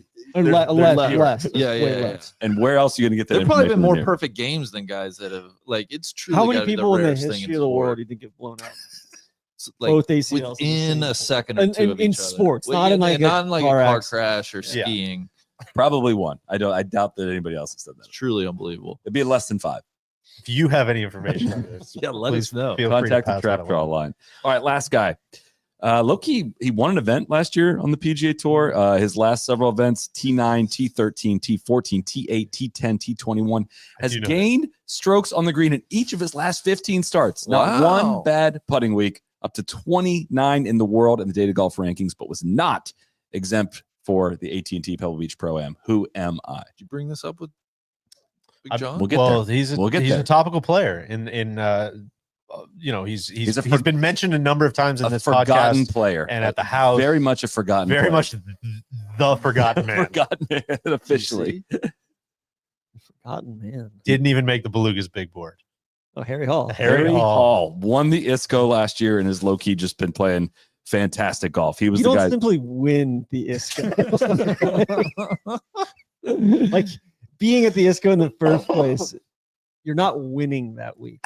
You just You not know? losing. He's That's the only one who where- didn't lose. Yeah, and I think when we talk about, we'll get to some of the PGA Tour stuff, but I think a tournament like the ISCO, they need to be throwing stuff at the wall on Like what? Like ideas, what would- shot clock, like Yeah. actual Yeah, shot just clocks. experiment. You know, like make those like the proving ground for the dumbest ideas out there. There was some talk, some of that. Well, I know we'll talk a little bit about the kind of the media roundtable. The we few can get officials to some of it from the now if you PGA want, Tour. yeah. Yeah, they did. Topic of pace of play was a big topic of conversation. But what was mentioned there was the possibility of maybe at the Zurich or maybe at some of these opposite field events, the possibility of adding or testing distance measuring devices on the PGA Tour. I'm curious if you guys have any reaction to that news. I think it's going to slow it down. I do not think it solves any problem. Why do you say that? Because guys want front edge yardage, they want back edge yardage, they want bunker yardage or cover yardage, and I think it's a way to validate things, but they're still going to go back to their book and trust their numbers. I think there should be some guys that, hey, we're going to take away your yardage book. If you were bottom 5 speed on tour, you don't get to bring a yardage book. You want to just? Can I come up with float to you guys? Sick opposite field event. No yardages. No yardage books. No yard. We're a true eye test tournament. I don't think it's going to speed up. Golf used to be played. Yeah, that's true. And a shot clock. And a shot clock. I don't want to build this up too much, but I think this is the best idea I've had in years. We're talking about Maybe decades. trying to maybe decades, trying to smash best ever. Trying to smash a bunch of stuff together. We've got the round table media availability. Everybody's talking about pace of play. We got JT putting out his letter about players need to do more. We've got the TV networks saying what we can only do what we can do. We've got the fans saying everything they're Here's what I think we should do. They clearly have a list of the fastest to slowest players on tour. Steven and Gary were talking about that on the podcast yesterday, right? Whoever's in that bottom 5, you're getting mic'd up, straight up. It's objective. You don't have a choice. You are getting mic'd up if you're the 5 slowest players, and we're going to use this for ancillary content.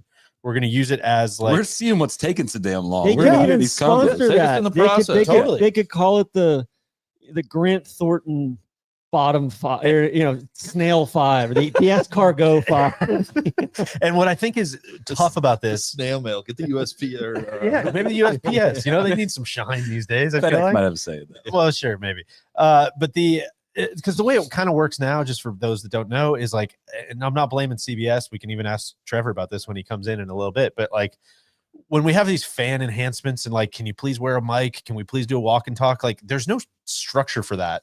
There's no, again, independent contractors. You've heard the whole thing. There's no owner being like, we've signed a deal.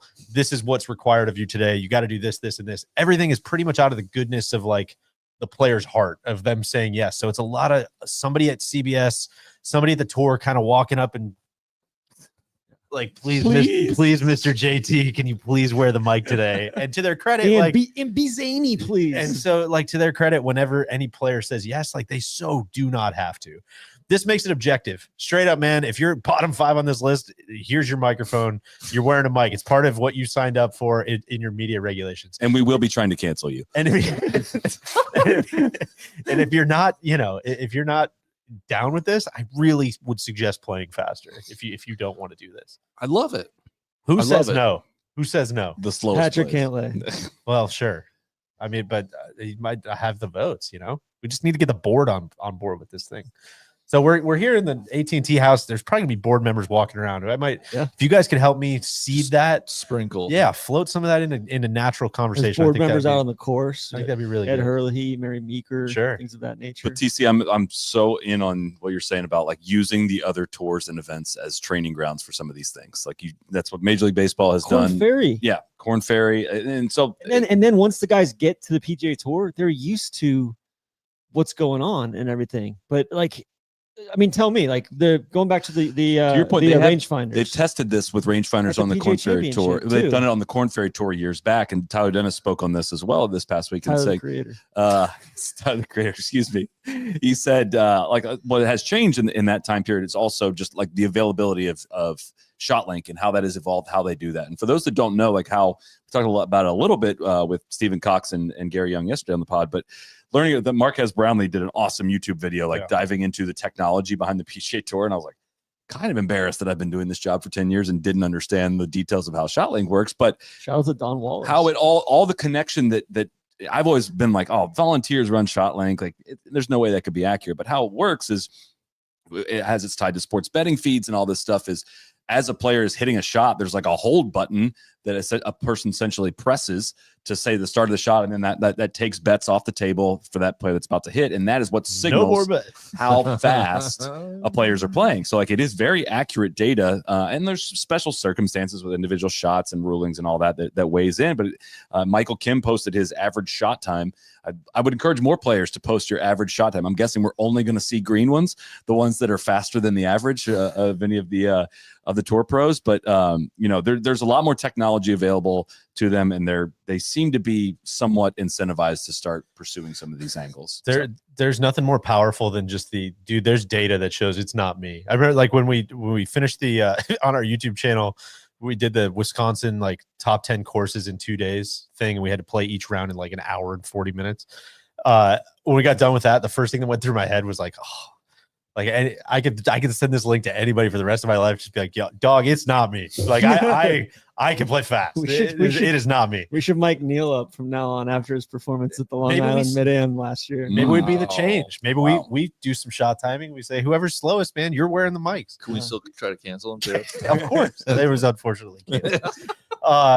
God, that's interesting. I think the thing that again, you guys kind of got into this with your rules discussion yesterday, and I know they got into it with the round table yesterday, but like the uphill battle on a lot of this stuff is the difference between shot time and round time, right? And like those two things being at odds, where it's like, even if I think Tyler said this, but like most players on tour are like, yeah, it's about 38 seconds.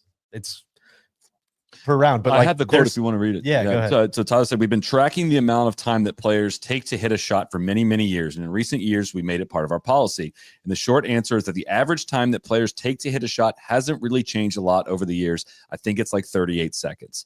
And as far as round times go, that's a bit more complicated because we change golf courses and we have weather. There's different rough links, all that stuff. There's a lot of availability there. The main factor that we know drives is the field size. And that was part of the changes made last fall. The changes that everyone was up in arms about and resisting about cutting down cards and field sizes were like also in response to pace of play. A lot of people not buying that as a reason. So my question was like, are you buying what the tour is selling in terms of how they're measuring pace of play, shot clocks, all that stuff, and field sizes, how all that relates? It doesn't leave me convinced. I don't think. Let me just say, there's another reason to go watch Jay play 9 holes. Just kind of like, is he practicing what he's preaching? Yeah. It starts at the top. How's his pace of play? I don't know. I think you got to start somewhere, right? Even if they're like, I think you got to have a multi-pronged approach. It's got to come down to less rulings. It's got to come down to course setup, other stuff. But I do think you have to start somewhere. And just because, like, if somebody's waiting more, cool. That's that's one more guy that's playing fast, so that if there isn't a car crash, basically, it's gonna be faster. Because like guys can play fast when they want to. Like you see it when they're chasing daylight, at 5 p.m. on a fall series event or an early season event. So I think it's just a matter of like these guys are so. I mean, some guys have to slow themselves down, and that shouldn't be the reality. It should be other guys having to speed themselves up. And I think it's where the nuance gets lost, and where I know I'm literally sitting between you guys. Is I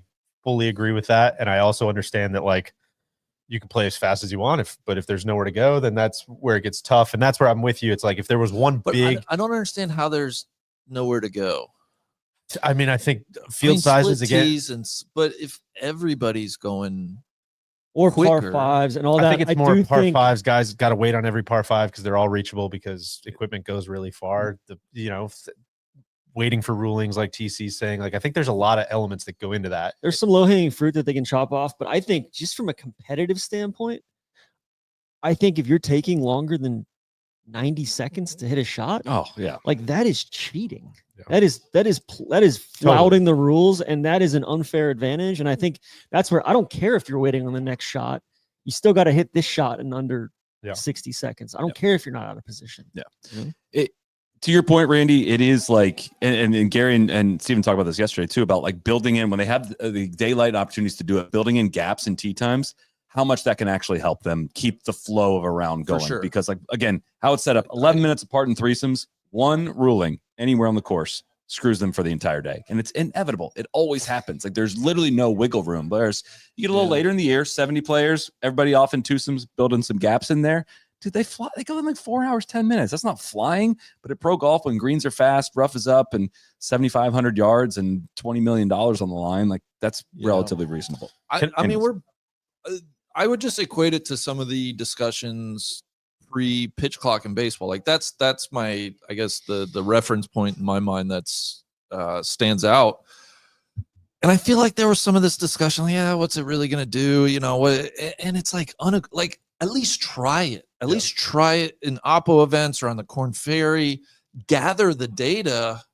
Truly show us what it is. And it's like, and if it's minimal with the shot clock, then great. Then I'll buy into more of what you're selling me. But I wonder if they have done that with the Shot Clock Masters and DP World Tour. I'm sure they have at least gotten info from that. I can't imagine. Strategic alliance. Remember the Golf Sixes? Even if you're a fan out here watching and you at least have, I mean, I imagine this is where it gets tricky with the logistics. But if you had a cart with a clock on it where fans could like at least watch, it at least gives some intrigue. But like the dirty little secret being out these tournaments, there's a ton of dead time, and you walk around, you see everybody's just looking down at their phone. Like, how can you direct more of that attention to like what's going on? And I feel like a shot clock would help that. At least there's like, oh God, is he going to get it off? Is he not? It just feels like a no-brainer to try. Tiger getting that shot clock violation at TGL might have set this whole conversation back years. You know, they're going to be so gun shy to try to do anything. That's the dirty secret. Is Tiger's been not fast. Little slow. I think people have been willing to look the other way on that one. Guys, I think their answer to that, Randy, and I agree with, is like one ball in play with a baseball game is different than 70 balls in play at once. Like it just is. There's just other variables. Like the baseball, you can go because you don't have to wait for something else to clear. You know, that's why the pitch clock makes a lot of sense. I guess my response to them would be like, all right, great. Keep on doing what you're doing. Doesn't look like the trend lines are great where I sit. Won't argue there. DJ, I wanted to roll it back in honor of the Weather Channel back in the day when they did local on the 8s or local on the 11s. So take a look at the leaderboard. It's 211. It's 213 now, but I'd like to do leaderboard on the 11s. Yeah, I think that's great. I can report happily. Justin Rose started on the back nine, birdied his last hole, number 9, to tie the lead, 7 under with Cam Davis and Jake Knapp. Justin Rose had the same odds as Doug Gim. Really? Into the week. Yeah. That's right. I can also report Doug Gim is now 1 over through 16, T71. So there's so much golf from the desk of Neil Schuster, and on behalf of the Beluga, I would like to issue maybe a mea culpa. Anyone who threw those $5 nuggies on Doug Gim yesterday. He was at Spyglass though too. He could easily easily go out and shoot 62 tomorrow. Another guy that was at Spyglass today is Rory McIlroy, who got it in the house with a 66 under. He is T4. By far the highest guy. Well, no, actually tied with Russell Henley, who's also 6 under right now at Spyglass. But those are the guys that are the only guys that are up there from Spyglass. Everybody else is kind of out at Pebble. Scotty shot 67 out at Spyglass. Austin Eckroat, who Neil went out of his way to diminish, got 67 out at Spyglass. What do you always say? But downgrade? Downgrade. My guy Taylor Pendrith got 67 out of Spyglass. God, we heard him hit the clunky. Cody, did you hear how clunky that was in 18? He's an imposter. It was ball bad. speed imposter. Bad. You could hear from JT is at Spyglass. He's currently 5 under. Could get it to 6. People don't realize he's number 8 in data golf rankings. Big shot. Bob McIntyre's at Pebble. -5. Sepp, the man Sepp's cave. great. Sepp, the man cave Straka. Sepp's got a lot of holes left too. Yeah. He's only 13. Sepp rules. I was trying to. Who was on the pod? Was that last week? I was trying to really whip the people up about Sepp and just kind of move him into that. Get some going. Yeah, that might be a personal project. Moving him up into an upper echelon of tour players. I don't think he's back on you. You weren't willing to put him above a lot of the names I mentioned. Like no, I was, but some of them I didn't want to ruin your guys' night. It's because people. Were you on that pod? You were on that pod. No, Randy Sahith or Sepp? Who are you taking right now in your foxhole? You need to go out and hunt trophies. Who are you taking? Sepp. Right? Yeah. Sepp, me, I think that's Hundo Stanky. Well, people are against the ball. Did you hear? We got to work harder. Did you hear my question to Stanky about the weather apps? Yeah. He was a big. What did he say? He's Weather Underground. Weather Underground and Weather Channel. And he probably has all kinds of proprietary models. Yeah, I need him on Windy Pro. Yeah, I'll talk to him. Yeah. Victor playing well. 5 under through 13. A lot of people forget 2018 AM champ here. That's right. Grazerman tried to warn Neil. Did not see that coming. He said, "quote My game's not in a good place." In his presser, was that yesterday or 2 days ago? So yeah, he tends to throw people off from time to time. HE 68 Pebble, Mav 68 at Spyglass. Matthew Pavon, the American Dream, 68 for him over at Spyglass. Just a quick breadcrumb for the loyal listeners. It was stupid. They had a headline on PGAtour.com like a week ago about how Matthew Pavon is the American dream. That was just the headline. It was just Matthew Pavon represents the American dream. I was like, all right, well, I guess we can close the book. I guess we don't need to see the Brutalist. I guess we can close the case on that one. Tom Kim 3 under at Spyglass. You know, Colin had it going earlier. just pretend I didn't say that, I guess. Yeah. Colin did have it going earlier. What, he had it going what happened? earlier, Oh, and then back to back bogeys. Yeah. I 3, drew 4, it. and Tom 5. Lemansky on the front 9 there. Got for down Colin. to the ocean holes and kind of just spit the bit. So what else? Mav playing nice. Yeah. Anything else from Pebble this morning? I feel like we kind of breezed past your guys' experience out there. Randy, I know you're not out here every week, I wouldn't say. No. Following the PGA Tour. Anything else that's kind of we're gonna speak to that in a little bit here because we're gonna roll kind of our video from yesterday. But anything else sticking to you? Just kind of being back, boots on the ground, out here at a PGA Tour event. It's nice to be back. I think this is a unique event to get to in that what you guys were talking about, Spyglass, just having the opportunity to see best players in the world up close without crowds. You can kind of say the same thing at Pebble today. It was you could get any sight line you wanted. TC and I were talking a little choke points. You got a choke point between kind of 4 green, 5, 6 makes it a little tough. But no, honestly, just nice to be back out here. I'm always blown away by the Big Tone has a lot of supporters. Ton of supporters. People were yelling congrats on the new edition. A lot of kids, a lot of supporters. A lot of them are man-made. Yeah. He's kind of got it. Yeah, he's I think got all supporters are man-made. So they're tone-made. We saw one of the funnier scenes. Max had missed left on 6, and he went further up the hillside to kind of get a better view with his caddy and talk about the number. There appeared to be just some guy that like entered the conversation with him. Just standing next to him, just like a fan kind of talking with him. Like, oh wait, what? I would encourage all fans to do that. Yeah. Really make it about you, man. Yeah. You guys made it on TV for that. I don't know if you knew that, but we were. Yeah, cool. we saw you up there on that. There's a massive 5G tower that they built kind of between 6, 8, and 14 there. Yeah. The service was flying. Yeah. Connecting changes everything. I think I might talk to John about this off camera, but one, if he's interested in any ideas for improvement, sure. I would think about maybe a ferry service from the point up at 6, 7, 8 back over to like 17 green. It would be condition maybe keep dependent. it media only, keep the casuals off. Maybe just some paddle boards. Or throw some we could paddle stop boards across down the across the cove. I've always thought that that's interesting. If the conditions are right, and I'm sure there's 15, 20 people in this field that have large yachts, like really large yachts. Park it out there. Park it out there and just Tinder in. Yeah. Just row it. Get Sup up it. in. I'm sure they'll dinghy in, but yeah. Well, you know what? All of this feels like a very appropriate introduction to our video for today, which is going to be, Randy, we got a chance to just get out and walk around. We don't get a lot of free afternoons, candidly. There's a lot of people who are just like, how many times are you playing golf? Like, it's a lot of meetings, a lot of, the prep that goes into this you could hear. You just wouldn't believe it. So, but we did get a free afternoon yesterday, which is, as you've kind of said in the past, always a good opportunity to just get out and explore, kick the tires. Let's just kind of go turn over Pebble Beach and like see what we can find. So we had a chance to do that. Me, Neil, and Randy. Maybe some other guests kind of rolled through. You never know who you're gonna see out there. Yeah, Cody, you want to go ahead and roll that footage, and we'll see you guys on the other side, maybe with another guest. Hopefully, he's not here yet. Welcome back to the channel. They told us we had to kill some time. And Here, sorry, start over. I'm struggling with the focus. What do you want me to do?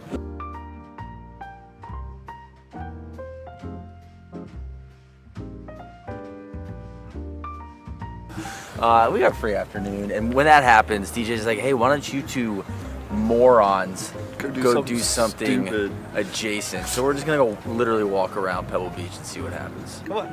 Oh yeah. Come on. All right. Any experience with the course? Only in a simulator. Really? I had a play simulator back home in the winter time with my dad. And Monday I played the full 18, and it was nowhere like it in the world. Dream I played Cyprus, but yeah. One day. Well, Neil's got some connections. Don't do that. You have it. Yeah, Big shot by man. So the big board was pretty accurate. 1, he hasn't slept much. Jet lag is an issue. We knew that. 2, no course experience. Okay, I'd say he's more of a mutter than issue. For sure. Thinking that about Lowry being a mutter. Neil, let me ask you this. You got any experience in the tap room? Yeah, a little brief. TA3 had lunch with him in there. Long ago. You got kicked out of the tap room once. That's not true. Too drunk. No. Went in the tap room Fell last off a year. bar stool. Randy, shut the f up. I believe he asked me the question, not you. I don't mind the kind of ease your way into the round. You know, it's not the most picturesque part, but it's like, hey, we're beginning the journey, you know? I will say this. I do think it's a bit unbecoming to have the condos right off the first. Yeah, they look like timeshare condos. Yeah. And I would know, I'm an owner. We stopped here at the porta potties, and Neil's like, don't leave me. With Sim's back, I think it was on the Strap South Carolina trip, wasn't it? I think so. The bachelor party one. And we pulled into this gas station in nowhere, South Carolina, and Neil had to run in. He left his phone. He had his wallet on him, but he left his phone, and DJ and I started a thought exercise. You know, if we just totally left Neil, like, what would he do to get home? Could he get home? What would he do? And we told him, he got back in the car and we told him, he got so mad. He got It's not even funny. It's not. It was such a dick move by you guys. All right, change the subject. This is one of my favorite spots on the property. With the top of 3 fairway. He's gonna blow You're right kind through of ocean, adjacent. It's just like gorgeous. It's gorgeous. I don't know. I feel like some of these guys could just bail though. Like even Max was saying it to us this morning. Like, yeah, my data guys tell me you either hit 2-iron, or you can always flow driver right at the grandstands. So it's like, okay, that's tough. Neil, look up the sidewalk. Yeah. You know Pau Gasol is playing in the AM. That's AM, it. isn't it? Yeah, that's Yeah. it. Be cool as he comes by. Hey, pal. Hey, Hey, pal. you guys, the YouTube guys. Yeah, well, we saw you at the Solheim Saw you Cup at the Solheim Cup last couple years ago. Yeah, a couple Remember that? years Spain? ago. Yeah. Yeah. You were hanging with the King. How you got I signed to don't think I golf? was in Spain. I think I was. That's weird. What you saw I mean, we definitely saw him. Ask him some Lakers questions. Yeah, Lakers. Oh yeah. Well, yeah. Me and my friend Kobe, we won a couple titles. Yeah, That's right. Yeah. I remember he ran through your I'm chest. taller than you think, but you're just standing up. I'm higher uphill, ground. of course. Yeah, you're on higher Of course, ground. of course. Well, I picked up.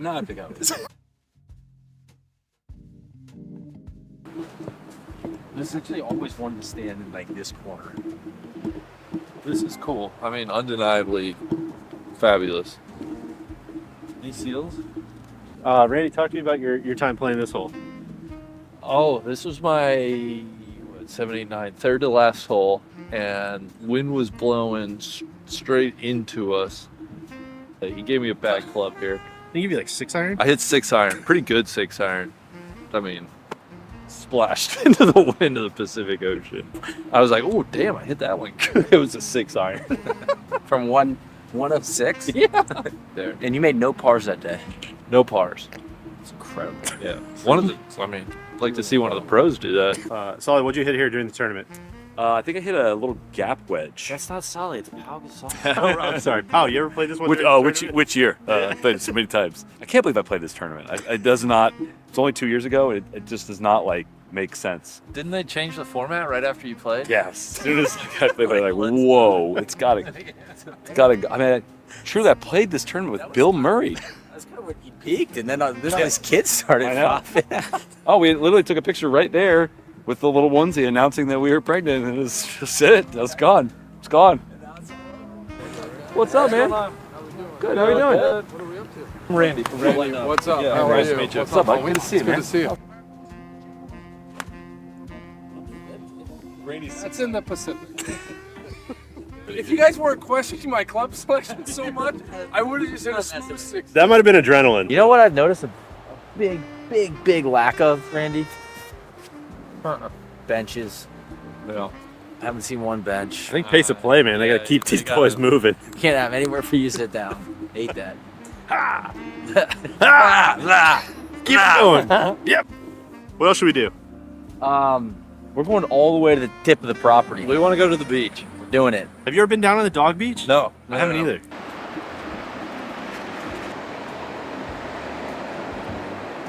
But what's awesome about this would be, well, I don't know what their leash laws are, but you see a lot of dogs off leash, but you're kind of self-containing them, you know, with the rocks and the, yeah, exactly. Yeah. So you just kind of walk and they'll go do their thing and then they run and catch up with you. This would be a great morning, evening walk.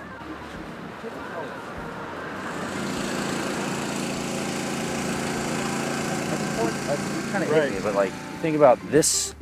Roping is on every single hole. Not only every hole, but you got it back here on the edge of the property. Come with me. Like, somebody has to physically, like,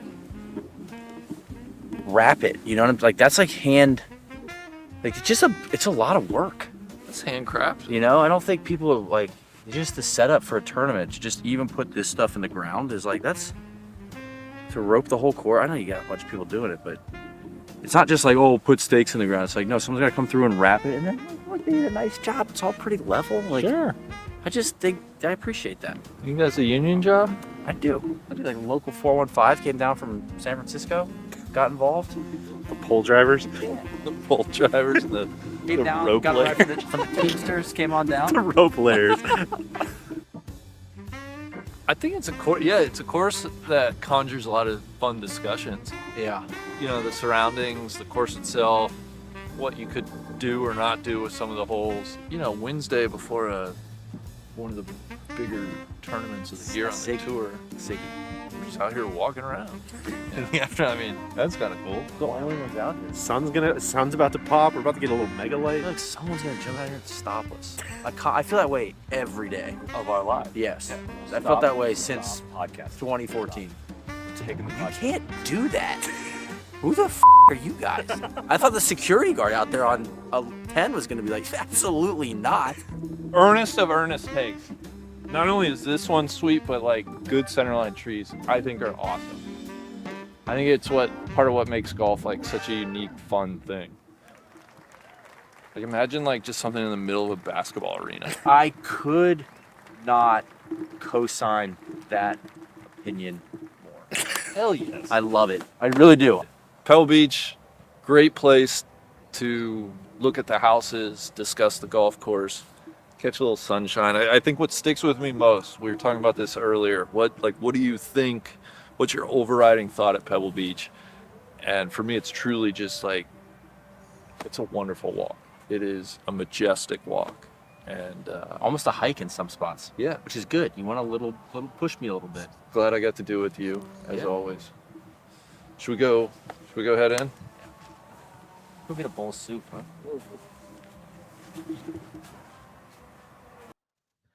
Well, there you have it, guys. I don't know who can get you closer to the Pebble Beach that we all know and love than Neil and Randy. Thank you for that, and would love to welcome the Baluga back in for some breaking news just across the wire. As you may remember, you know, if you listen to our winners draft, if you listened to the show yesterday, your boy was quite high on Shane Lowry, who just happened to make an ace on the 7th hole at Pebble Beach, which vaults him up to 6 under, 1 off the lead. Neil, your response as you just dogged him in that video that we saw, as you dogged him on the Beluga's big Said he's board. not a mutter. Weather's good. Weather's good. Okay. Weather's fine. It's not had worse weather in the forecast. Listen, the board's not looking great. I mean, Team Rose, I had him pretty high up the board. Jake Knapp, not good. Lee Hodges. But Cantlay, -6. I mean, Rory putting a 66 out there is tough for the Baluga as well. But it's early, and super country music sensation Eric Cole and Jake Knapp it's tough. I think maybe what you're saying, Neil, is that even the Beluga's big board, nothing is guaranteed. Nothing this early in the season, as we heard from Max Grazerman, nobody knows anything. Nothing is guaranteed except AT&T has a new guarantee, because most things in life are not guaranteed, like actually getting the rental car you requested, having your wedding turn out the way that you would, getting the last cup of coffee. You've heard me talk about this throughout these live shows. In a world where nothing is guaranteed, AT&T is bringing something new to the table, and AT&T is introducing a guarantee with connectivity you depend on, deals you want, and service you deserve, or they'll make it right. So if you want to know more about the AT&T guarantee, head to att.com/guarantee. AT&T Connecting changes everything. Terms and conditions apply. Visit att.com/guarantee for details. Neil, any other kind of takeaways here? We are gonna have another guest just receive it. He just choppered in, I think. So we will have him slotting in a second any here. But feedback for the Baluga and his big board can go to GTFO at nolayingup.com. That's actually the URL for the Trap Jaw, the Ball Knowers listener line. Yeah, is that right? Ball Knowers as well can go to GTFO. There's a listserv that kind of merges them together. We all see them. It's so just route everything through that email. Excellent. TC, why don't you give us a little look at the what's going on in the LPGA? Yeah, LPGA first event of the season. It's the Hilton Grand Vacations Tournament Champions down in Orlando. I believe at Lake Nona, and Aliam Kim off to a 4-shot lead. Shot 65. She's 4 ahead of Jin Young Ko and Patty Tavatanikit. And then Leona McGuire is 1 behind them at 2 under. So our young hitter, Lauren Coughlin, shot even par today. And friend of the program, Rose Zhang, shot 2 under today. So Nelly didn't play great. Lydia didn't play great. Knocking some rust off, I think. That's right. Tis the season for that. Yeah. You know what? Speaking of knocking some rust off, we had a guy had his first big broadcast last week with CBS. Trevor Immelman, our guy. Happy to have you, man. Good to see you. Very, very, very belated Happy New Year. How about that? Yeah. I mean, is there like a limit on when you have to stop saying Happy New Year? I think so. They made a whole Curb Your Enthusiasm about it. But it's more like New Year. It was you guys were back. Yeah, CBS was back last week. It's the year of the snake. I think Chinese New Year is coming up. It is? Yeah. So there you have it. I didn't think I'd learn anything coming here with you guys, but I just did in the first 5 seconds. Yeah. Great to be with you guys. What a week. What a place. I mean, it's just awesome. Sum up why it's what a week, what a place. What do you love about this spot? What's kind of, maybe it's a favorite hole, favorite memory? Where would you like to take that There's so many layers to it. Yeah. Historic venue, iconic venue. There's been so many great things that have happened here over the years. And, for me personally, I always enjoyed playing this event because of the people you get to meet and hang out with and learn about and learn from. And, so yeah, just always had a lot of great memories coming here, man. Love it. Who was your best pro-am partner? I played for a few years with George Lopez, sure, comedian. Yeah, and him and I are pretty close friends. And for a while, he owned a house. Actually, for many years, owned a house behind the 16th tee here at Pebble. And so we would all stay together and just have the week of all weeks. So that impact your golf positively or negatively? May or may not have. Yeah, I never did play very well here, but we had a great time, man. And I guess that kind of bleeds into my answer from the previous question. Yeah. I've just had so many awesome experiences. I don't remember a lot of them, but I remember having a great time. Well, it seems like, talking to some of the guys from a couple of years ago, it seems like there's almost a willingness with some players of like, yeah, this week is not my most professional week ever. Like I'm here to have a little bit of fun and actually enjoy it. Is there a little bit of a balancing that in a week like this? Yeah, I would say so. I mean, for the most part, guys like to bring their wives and significant others with them on a week like this because it is such a majestic place. Restaurants in Carmel. There's just so many good things to do. And then when you're out on these golf courses, whether it be, playing in the tournament at Spy or Pebble, or back when I was playing, we played MPCC, and guys go out and will, maybe play Cypress Point if they're lucky enough. So when you're out on the golf course, it's like the Disney World of golf. And then at night, you have so many cool places to go. And I think there's something about it being a little chilly and you're kind of bundled up, and fireplaces. So many fire pits. That's where I ran into you guys last year. The fire pits out at Spanish Bay. Yeah. Have you ever been lucky enough to play Cypress Point? Yesterday was my first time ever. I haven't stopped smiling.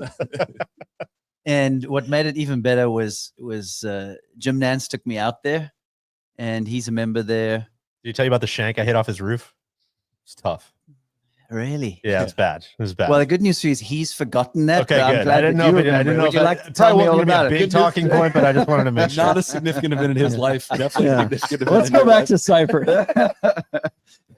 Did the ball end up on the green after you shanked it onto his No, it roof, was in the though? playing area. One time It was did come alive. off. Still, it was alive. Yeah, it was alive. It How came many down. It times did didn't you get shank stuck in it? the gutter. So chip Maybe on and two. Yeah. chip on and 2 putts for just a nice solid bogey. And Yeah, move yeah. on. Move on. That's what it's all about, right? Limit the damage, man. That's pro golf. Yeah, but Cypress Point, wow. So you still get amazed by a golf course? Oh yeah, for sure. And I was blown away by it, and to be able to be out there with him, and I mean, you guys know you've spent enough time with him. The knowledge he has, not just of the course, but the history of it, the designing. He was teaching me all about Mackenzie and how it came about, and you know, talking about the first time Jones played there after he lost in the first round of the US Amateur, and he could only get a train back like 3 days later. And so somebody said to him, well, you should come out and play this cool course, Cypress Point. And Jones went out to play and was just in awe. And at that point got in touch with Mackenzie and was like, hey, I've got a little land down in Georgia. You know, do you think you'd be interested in coming to take a look? It's a significant delay in your life. You know how glad I am that Bobby Jones lost in the first round of the USM in like 1926 or whatever it was. You should send the descendants of whoever beat him, you know, a nice note. Yeah, So, no kidding. But stuff like that, to be able to learn that throughout the day, all the little nuances of the place, over and above the shot value and just the feeling of awe when you're out there, it was a great day. Perfect weather. what was your favorite hole, and what was the most surprising thing about playing out there? I got to be honest, I loved them all. You know, from when you first walk out the pro shop and you take like 5 steps and you're on the first tee. You're over the road. And it's you know, I still get nervous when I play. I mean, I don't think that's ever going to go away. And, you know, we knew a bunch of people around the tee, and obviously everybody's coming out to say hi to Jim and what have you. He hasn't been here in a few months. Everyone heard the pros out there. Come on, the pros out here. Come see him. It has been pro. But yeah, so the whole thing, the dunes, the way you kind of play toward and away from the dune all the time, to me was, you know, it's spectacular how so long ago, 100 years, that you could design a golf course that can stand the test of time for so long. It's like genius level stuff. I saw you post a highlight from as narrated by Jim on 15. How close was that to going in? It landed about 8 inches from the hole, but it was a gap wedge, so it had a ton of spin on and ripped like 15 feet away. But we thought it had flown in for a little while because it just made a huge pitch mark right on the side of the hole. It was a good chuckle. When we walked up there, you know, he kind of put his arm around me as you come around the corner, and he's like, okay, this is it right here. And he was like, give me your phone. And I thought he was just going to take a photo or something. And next thing I heard him talking, and pretty funny video when I watched it back. When you were playing during your peak playing career, did you not play a lot of recreational golf while you were out at a tournament? Like, you know, go over on a Monday and play a local course that you'd always wanted to play? Yeah, I was so serious when I competed.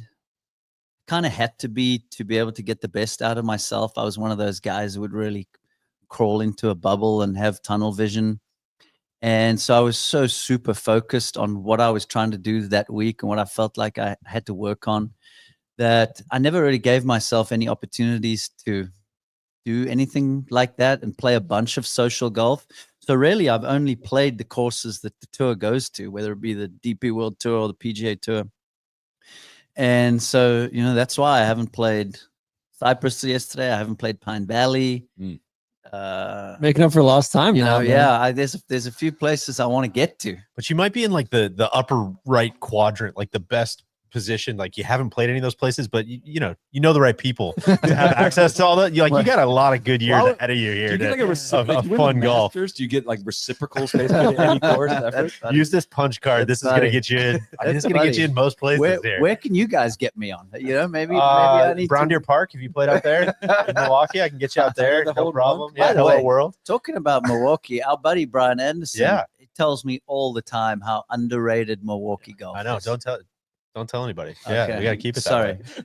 Hey, Cody, take that out. Take that. Oh, we're live, aren't we? Talk to me about last week. You guys are back with CBS. What was the highlights? Any nerves getting back behind the camera? What was last week like? Yeah, and what's for it sure. like working with Jim in Kansas City as well? What does that do, especially for an opening weekend? Yeah, for sure. There's definitely some nerves.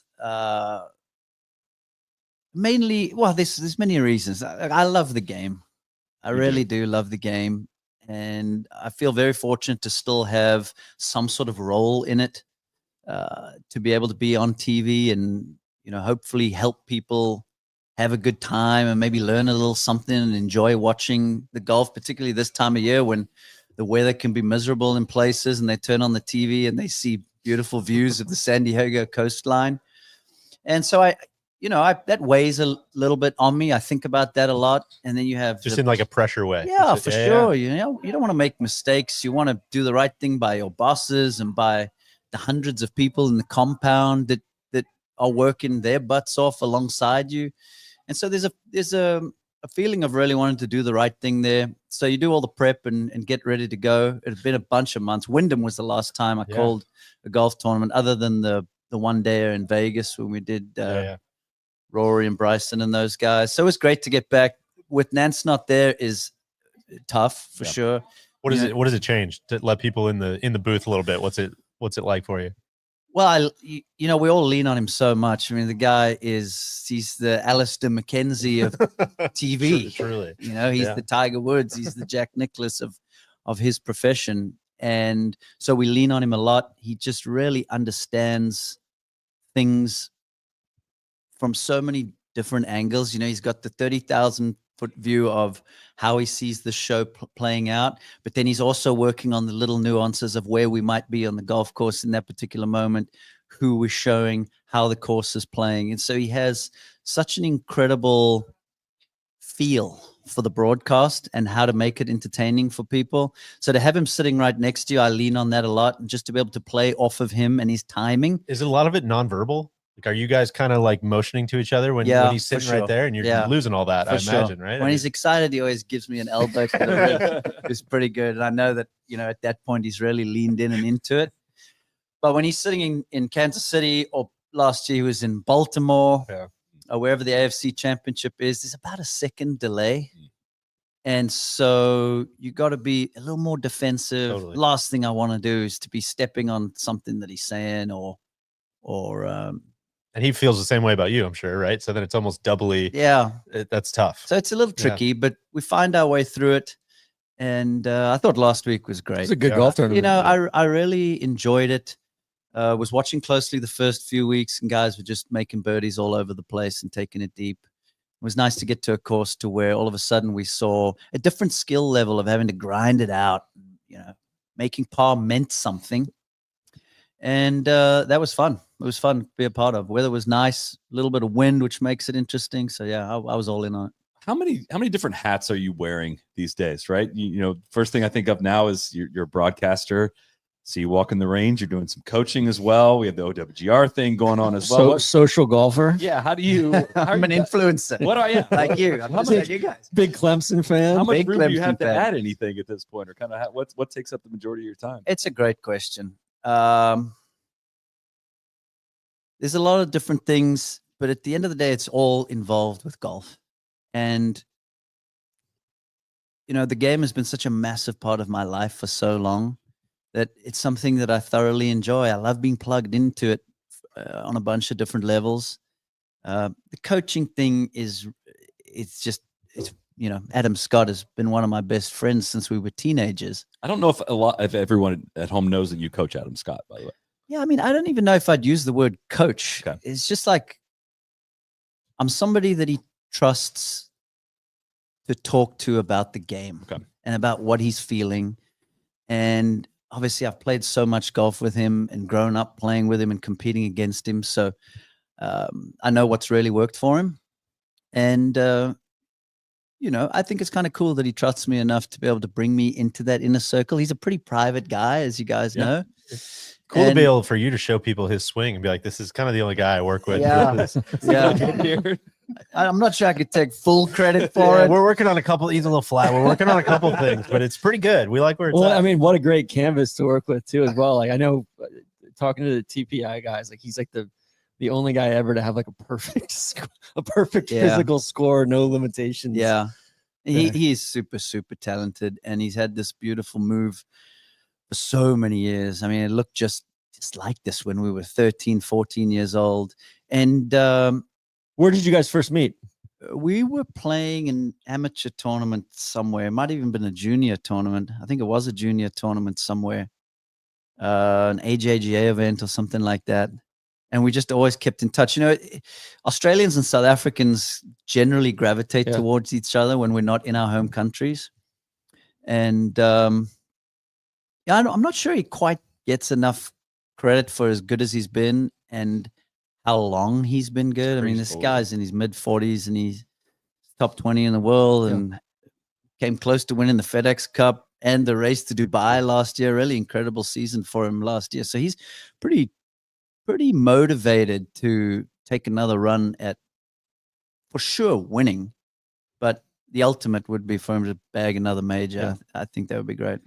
You're heading into year 3 in the CBS Tower. How is it go? Like for the first 2 years, how much have you progressed, and what do you think? Like, what do you think you've gotten better at the most over the first 2 years? What? I'd be more interested to hear from you guys what you think I've gotten better at. You know, I'm probably my own worst critic at times.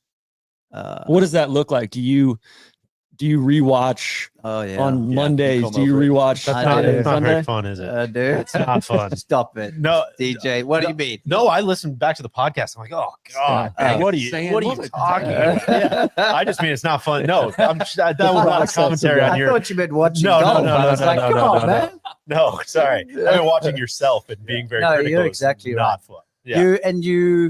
You kind of always see the warts, and you don't give yourself enough credit for some of the things that you may have done well, even though the viewer may not have noticed it because of you knew what was going on in your ear or something was going wrong and you patched it up nicely. Overall, I just think becoming more comfortable in the role and understanding TV more and more. Mm-hmm. You know, I started doing it loosely in like 2017, 2018, and quite quickly got to this job, which, you know, I probably couldn't even have dreamed of at the time for it to happen that fast. And so it's been a real roller coaster ride and a lot of fun. And I feel like every day I'm trying to learn something new. But for me, it's always, you know, how can you entertain the viewer, the people that have taken time out of their own day to tune in? It's not always easy. People are busy. People want to be outdoors. So if they've gone ahead and taken the time, how do you entertain them? How do you educate them? Maybe help them with something in their games, explain something to them, explain something about the golf course for someone who's never been to Pebble Beach or Torrey Pines. So my mind is always thinking like how and why. Like I'm asking myself that question a million times in a broadcast. I thought last week between you, some of the strategy stuff, like on 17, when you were talking about various guys, the strategy coming down the stretch, but also you can see it across the team as well. It seems like CBS at large, Dottie specifically last week, being pretty vociferous about pace of play and backstopping and stuff like that. It's really, like for me as a viewer, it's really refreshing to see the level of passion and confidence from the team. Well, we have great leaders. I got to be honest with you. I mean, you know, starting with David Burson, the chairman of CBS Sports, who is a young guy who loves the game of golf. He's very passionate about sports in general. He understands the game. He understands goes without saying, the ins and outs of TV. He's obviously done massive deals with CBS Sports, with all the, different professional leagues throughout the world. And so he has such a great understanding of all these little buckets and aspects of sport in general. And so starting with him, we have great leadership, and coming all the way down to Sellers, our lead producer, who is the hardest working guy, in the compound for sure. I mean, this dude is the first guy in and the last guy out. He's a golf fanatic. Yeah. He's a great player. And so we are really able to slipstream from that example that they set. And we don't take for granted the opportunity we have to be able to be at places like this, all the great venues we get to go to, and be a part of the CBS team. So it's a lot of fun. Everyone's jacked about it. Well, I love it. It just felt like we've come back with Tori. It felt like you guys added some stuff to the broadcast without even like talking about it. You know, not even, you just do it, right? You just like the drone tracers a little bit better, the spotting of where things are going to be potentially landing, just a little bit of tweaks technologically that are just like, we're not going to broadcast. We're doing it. We're just going to do it. You pointed out it's just context, right? Like even just here's the tracer, Harris English is on the 17th tee. Here's where his drive was on day 1. Here's where his drive was on day 2. Here's where his drive was on day 3. Let's see where it goes on day 4. It's just a breadcrumb of context. I'm like, oh wow, he's missed to the right, he's missed to the left. What's he gonna, how is that impacted? Like it's just little stuff like that I think gets lost when, this is a whole other 3-hour conversation. But when you get into some of the like, make the broadcast better, I'm like, I think there's little incremental things that just make it more sticky and more, make you more interested in the next shot. Yeah. And I don't think that's all just like crazy bells and whistles. It seems like there's low-hanging fruit that almost needs to be driven by golf fans, like you're saying, because a golf fan is going to come up with those ideas. Yeah, I give a lot of credit to Sellers on that. Yeah. He's always thinking about it. We have constant meetings, him and I, just sitting down, thinking about it, talking through things. We got a couple new things up our sleeve for this week, actually, compared to last year, which tease? Can you give us a little hint? Yeah, I'll tell you a couple things, but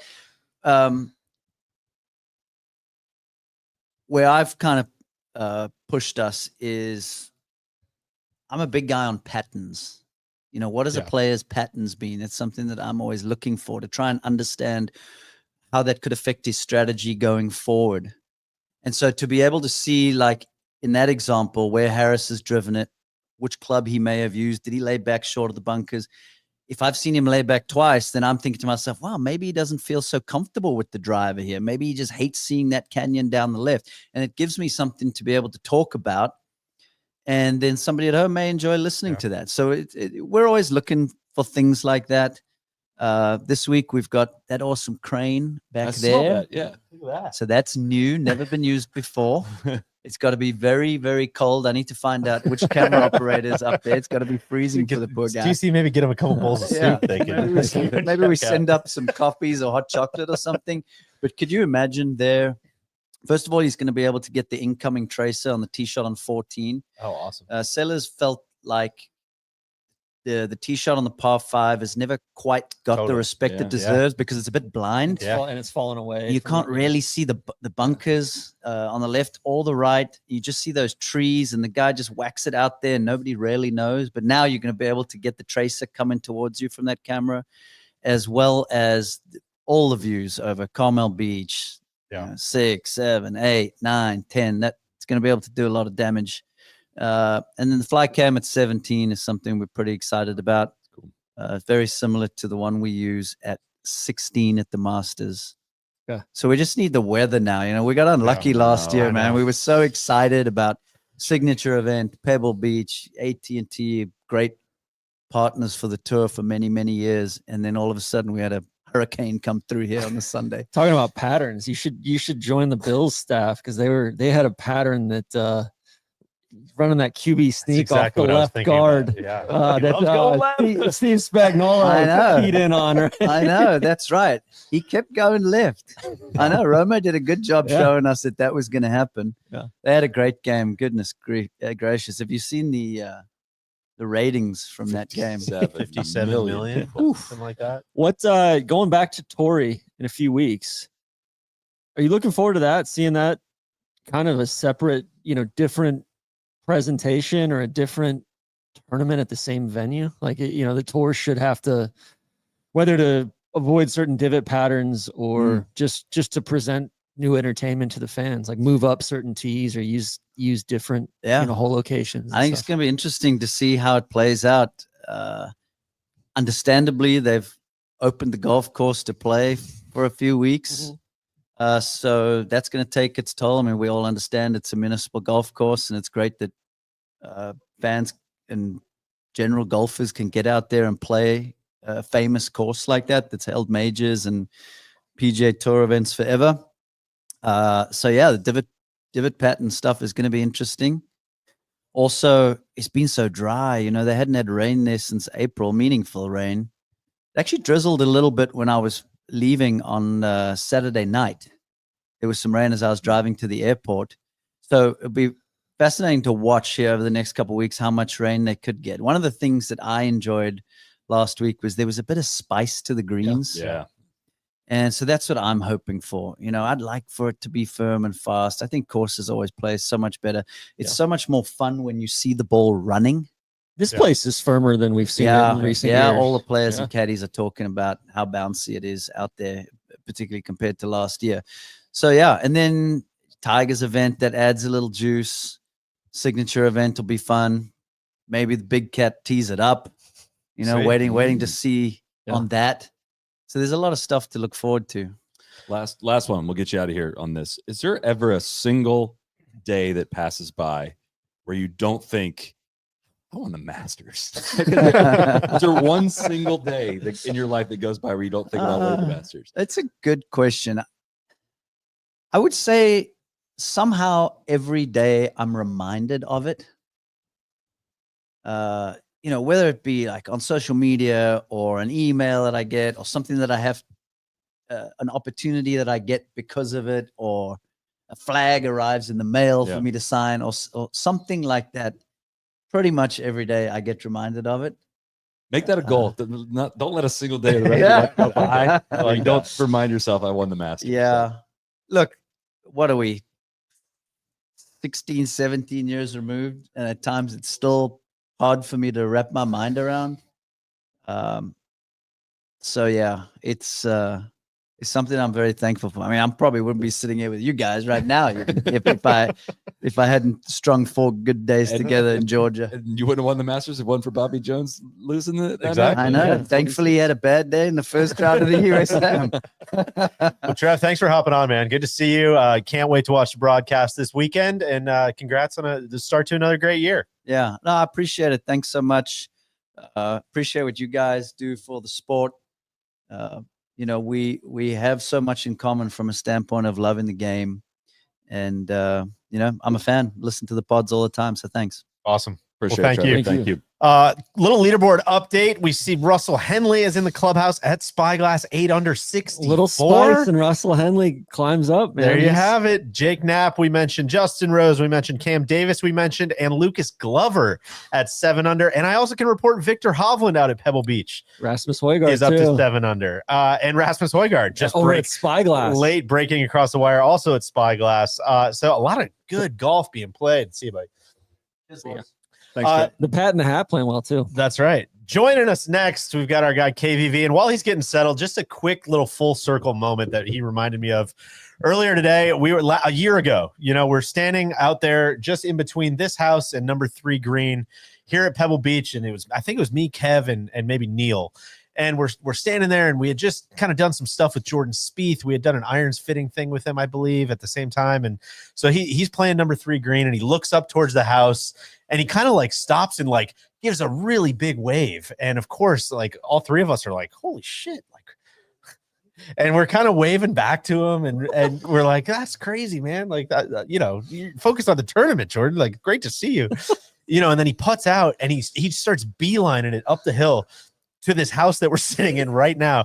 Turns out he's waving to his son, who was right behind us. Sammy. Top 5 most embarrassing moment. Like, trying to like just it was like Randy. It was like Randy and Hilton had with that guy Francois. With Francois. You said Francois. Mickey Barnes. Yeah. Yeah. Just that really brought me a lot of joy, Kevin. Great to see you. Thanks for hopping on. Thanks for letting me be on your program. Okay, anytime. What a delight. Anytime. What do you got prepared for us today, Kev? You know, I thought we'd do a little deep dive in miniature. Solly and I have a lot of fun doing these deep dives. So I wanted to kind of just drop in with 10 fun facts that you might not know about the Crosby Clanbake / Pebble Beach Pro-Am. Okay. We're going to play a little trivia. Are these in rank or are these in order of they're best? just in order of my entertainment. You know, I think the last one I think will be a group participation one. The other ones will just be kind of me sharing them. Okay. Let it rip. All right, guys. So you probably know that the 1936 was the first ever Crosby Clanbake. Bing Crosby, very famous, singer, White Christmas, one of the things of that nature, all-time crooner, greatest, right? Total crooner, crooner, absolute crooner. One of the all-time most selling songs in history. He was sort of compelled to raise some money for pro golfers who were suffering from the Great Depression in the 30s, and right from the jump, the golfers were concerned about money. Needed some always concerned about the money. mules were not doing great. But Bing came to the rescue right from the jump. As you may know, weather was an issue. It rained so much. This was held not here in the Monterey area, but at the Rancho Santa Fe golf course. Okay. And it rained so much that a small lake formed in front of the first tee, and they continued to try to play, but a flock of ducks landed in the lake, which finally convinced everyone it was necessary to suspend play. And when play was called for the day, some of the players, according to Sports Illustrated, went back to the lodge and got some shotguns and then went duck hunting. You're going to say a duck got hit by a stray ball from a player suffering from the depression. See, this is what we need to be putting back on tour. They got the ducks and then they ate them. That's right. Ratings are down. Let some people with some shotguns. Sam Snead was the eventual winner. Sam Burns would do it. Yeah. Oh, if it was Cam like a Young? combined duck hunting biathlon golf situation, I think that Sam Burns would be high on the Beluga's big board. Sam Snead won that first tournament, took home $500 for the first place prize. Bing had put up the full purse, which was $3,000, about $70,000 in today's money. I don't know if you know this, but Bing was a stick. He was a 2 handicap at best. At his best, he actually qualified for the US Am and the British Am at one point. Whoa, I did not know that. According to his son Nathaniel, he at one point belonged to. I'm going to put this out as a guess. How many country clubs do you think Bing belonged to? I would say 14 because that's the rule. You can't have exactly. more than 14 clubs on the bag. Right? No, he belonged to 75 different country clubs. His son claims he was a dues-paying member at almost all of them. Just a few kind of like gift memberships there. 75? Yeah.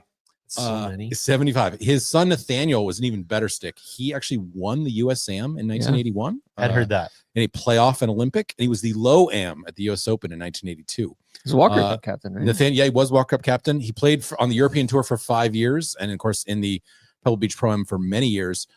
Bing really loved golf so much, which we'll get to in a sec, but he really, really wanted to win his own tournament. He only really came close once. Sounds like a member of NLU. That's exactly right. Really want to win the NIT this year. He recounted the story to Sports Illustrated in 1961. It's a little bit unclear what year this was. Newspapers.com's, we got to dig deep into the AM rankings here. He and Dickie Metz were paired together, and they were leading the tournament. And this is Bing's own. Metz and I were right up there on the lead when we reached the 17th green on the last day.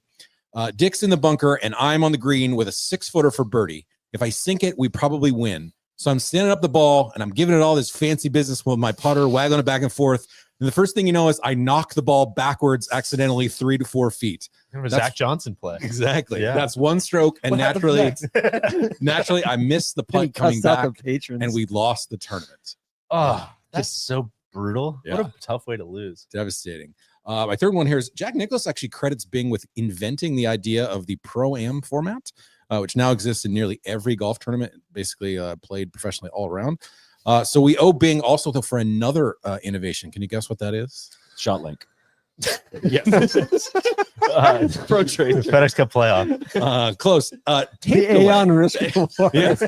delay. Tape delay. Bing liked golf so much that after World War II, he heard that the Nazis would record their speeches on something called magnetic tape, so that they could sort of broadcast speeches to all throughout Germany. And he asked an engineer to track down this technology. When he found the German, What year is it? What year is this? This was in the 40s, so it was post World War II. How did he track it down? Well, because Bing was a man who knew how to. People were trying to track a lot of things. Man, I need to get down to Argentina and see what these guys. So Bing found the German engineer who held the patent, and he put up a bunch of money to start a company, Ampex, which developed recording technology in the United States. So the reason for this was back in the 40s, all programming had to be live. There was no way to record it like radio things. So Bing, he had to do his show, which he did like every week for an East Coast audience. And then he had to do it again for the West Coast audience. And this really annoyed Bing because he wanted to go play golf. Work smarter, not harder. Exactly. So when this technology was available, he would tape like 6 shows all at once. And play golf 5 more He would days. spend the rest of the day playing golf. He said quote, golf had plenty to do with my decision to present recorded shows. The demands of the radio deadlines and inconvenience of being at a studio for rehearsals and shows week after week were interfering with my golf. My golf is too important to my business performance to be interfered with. That's unbelievable. True All right, KBB, you're delivering on your promise, man. I was not seeing this coming. On the black, 18 inches of arm side movement. All right, in 1956, again, Bing really wanted to win his tournament, so he talked Ben Hogan coming out of retirement to play in the Pebble Beach Pro-Am. Excuse me, in the Crosby Clemmake back then. And guess what? The very first day, they shot a 60 at Cypress Point to take the first round lead. They hung around until the weather kind of got the best of them. And then in the cold and the rain, Hogan, his body had been sort of beat up for years after the car crash. This wouldn't feel like a great tough course fit climate for Ben. Data Golf did not like his fit here. Hogan shot 81 at Pebble to sort of have them tumble out of the lead. Yeah, it had to be 56 putts. Yeah. Kerry Middlehoff. Hogan and the Poa, just not a great combo. Mr. Hogan don't putt. Yeah. Famous dentist / golfer Kerry Middlehoff used the opportunity to stunt all over Hogan and some of his fanboys. Stunting on the Hogan. Saying after he had won, they finally woke up to the fact that there's someone else besides Hogan in this tournament. Hell yeah. Ben is unequivocally the best golfer to ever live, and more so, he's a good friend of mine. But for the past 6 years, they've been making excuses for Ben at every tournament. They've tried to take out the fact that his feet hurt or his legs were tired. They said that he wasn't really trying because he was just playing for fun. Well, I say Ben should take his lumps just like anyone else. There are 160 golfers in this field, and they all had to put up with the bad weather on 3 courses. Hogan now has it rougher than the rest. Had not had it rougher than the rest of us. God, kind of the 1956 equivalent of hit him up shit talking. I was going to say the equivalent of I guess my name needs to be Jordan Spieth, guys. To get this drop. Trevor's got arthritic feet. That's why he stopped playing. That's wow. Is that right? That's Yeah. right. Oh. You see Shit out of like Kerry Middlecoff. No, you don't have it harder than anybody else. Yeah, exactly. Trevor. Sick of hearing about that.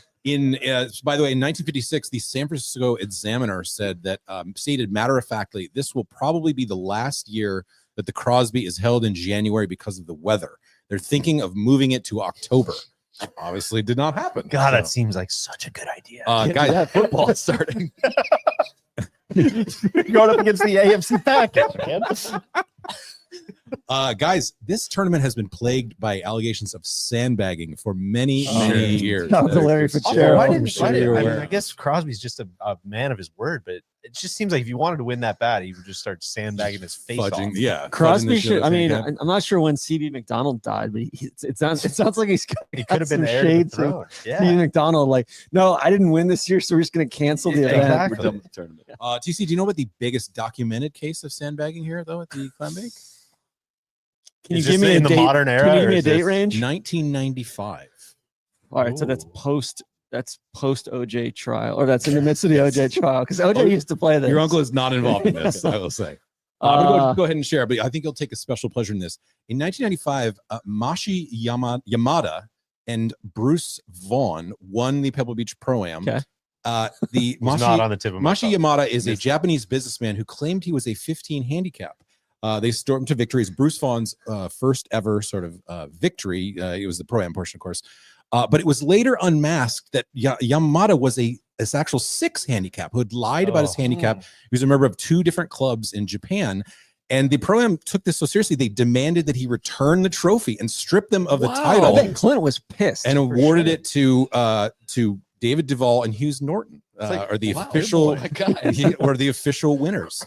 Sandy Tatum, the former USGA president who had won the Crosby Pro-Am in 1961, said, "I'm just so glad that Bing wasn't alive to have to deal with God, this." I need to start working those in. Sandy Tatum sounded like the man, for real. Just like the realest of the real. Would you say he was not on my watch? He said he was a 15 and he was actually a 6. He was 72 years old. So like, but playing the up tee. But he was playing the up So tee. that's like currency manipulation. Based on what I saw from Larry Fitzgerald a few years back, could be bad. That wasn't far off. Yeah. Also, this brings a whole Jumbo Ozaki's world official world golf ranking manipulation Totally. into a More more evidence new light. that we 100% agree. Total new light. TC, you like this? The Japanese Amateur Golf Association insisted that Condoleezza Rice almost just joined the show.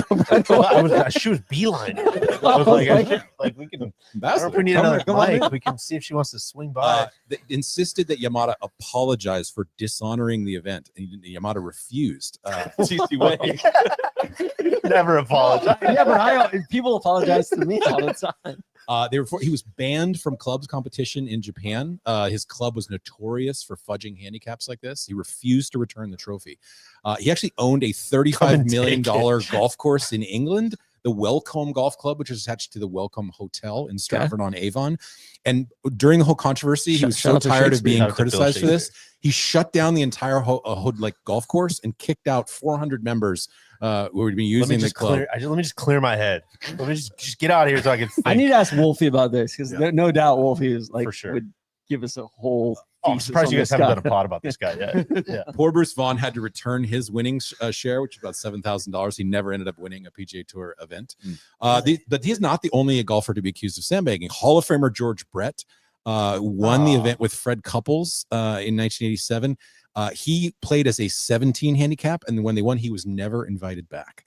Might explain why Aaron Rodgers. You know, it would be like a total recreation of the pine tar incident if you confronted him about it. He should have to come back out here and see if he can post as a 17, like they made him do against the Yankees later.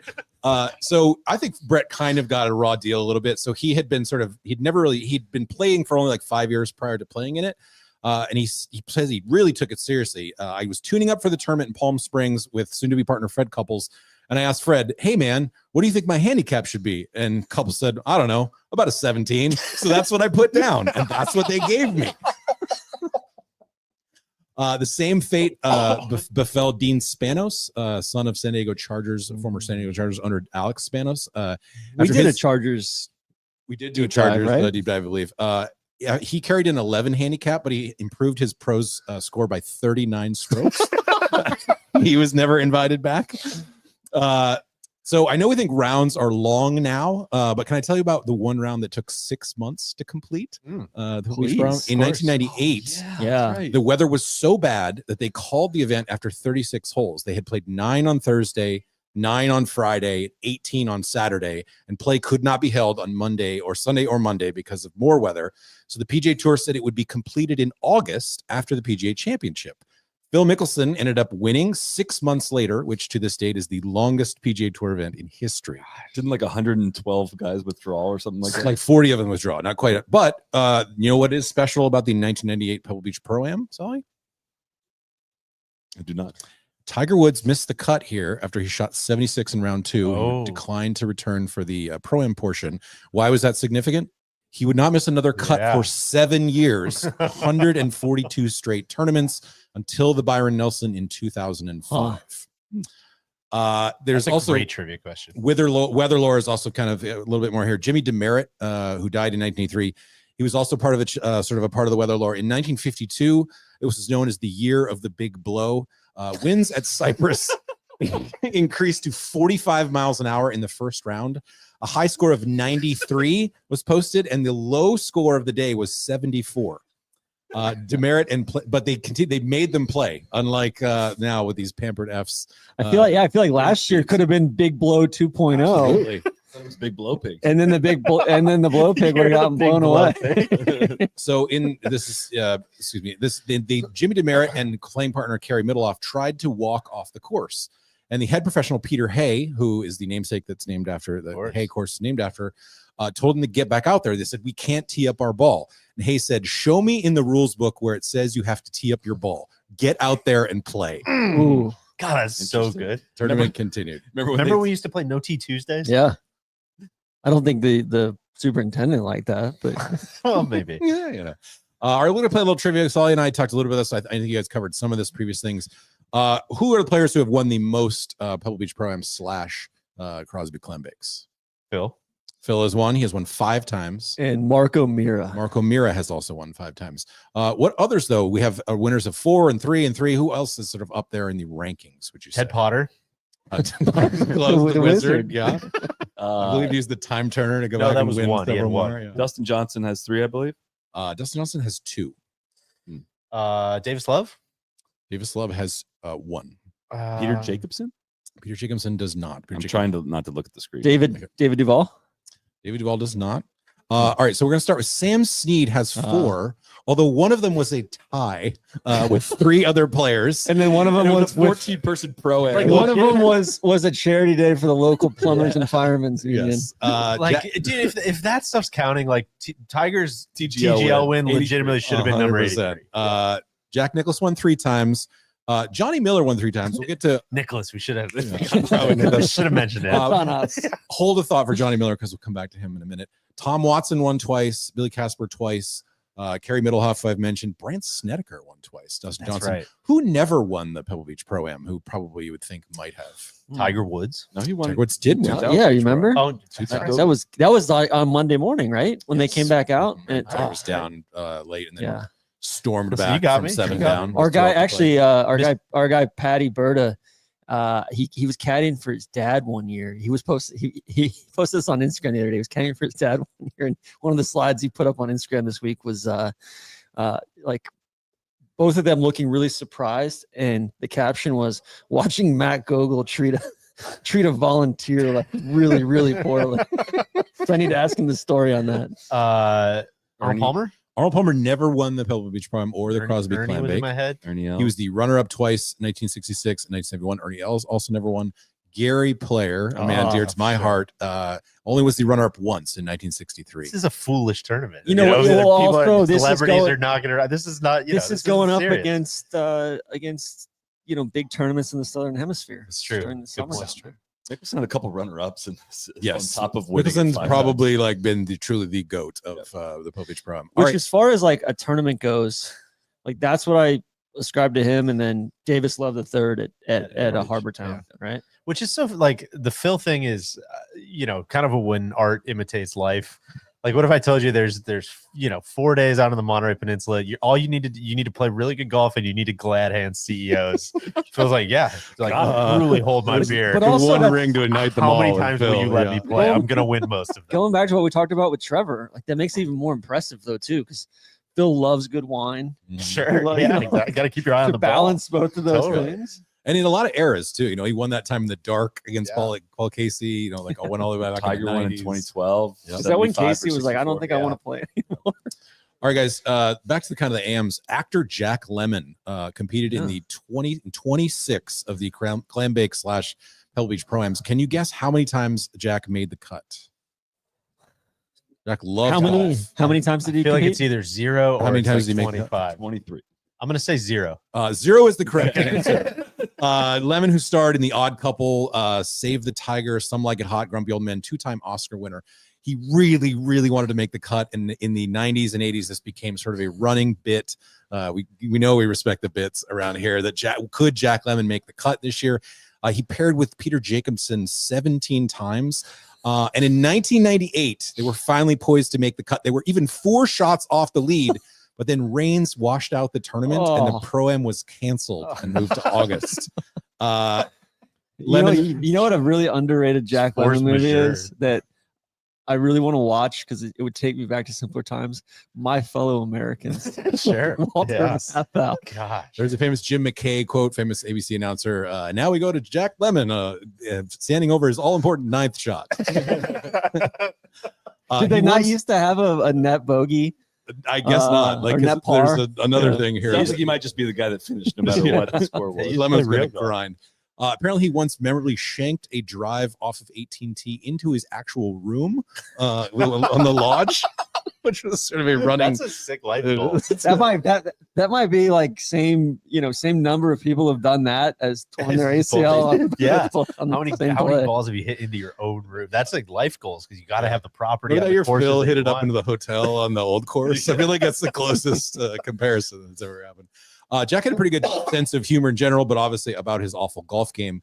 In 1999, he told a story to the press where he was lying 10 on the green and staring down a 35-foot putt. He turned to his caddy and said, "Which way do you think this breaks?" And the caddy said, "I don't know, Mr. Lemon. Who cares?" Speaking of candid comments, Johnny Miller won the Pebble Beach in 1974 with a gentleman named Locke de Breville, Locke de Bretteville, the president of Classic Racing Sports Group. But he couldn't resist doing what is truly the Johnny thing. The competition was canceled after 54 holes, and they asked Johnny if he was relieved or happy, and he said, "Yeah, I'm kind of relieved. My partner was starting to choke down the stretch."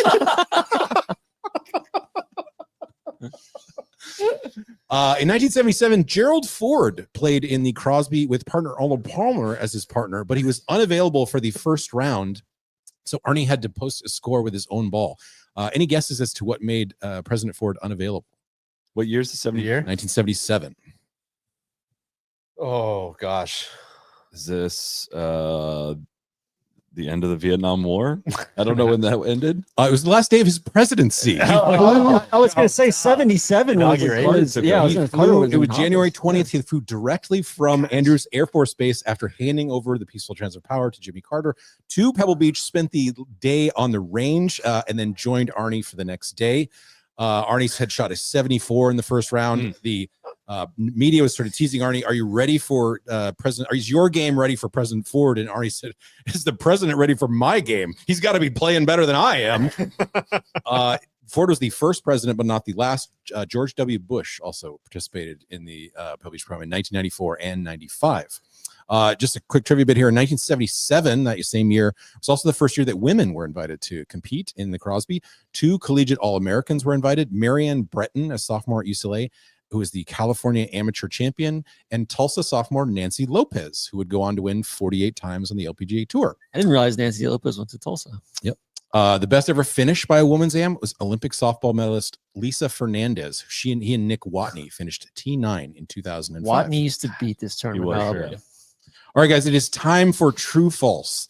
I am going to ask you if you think it is true that this person paired with Tiger during his many years of playing at the Pebble Beach Pro-Am, or if I am making this up. There are some false positives in here.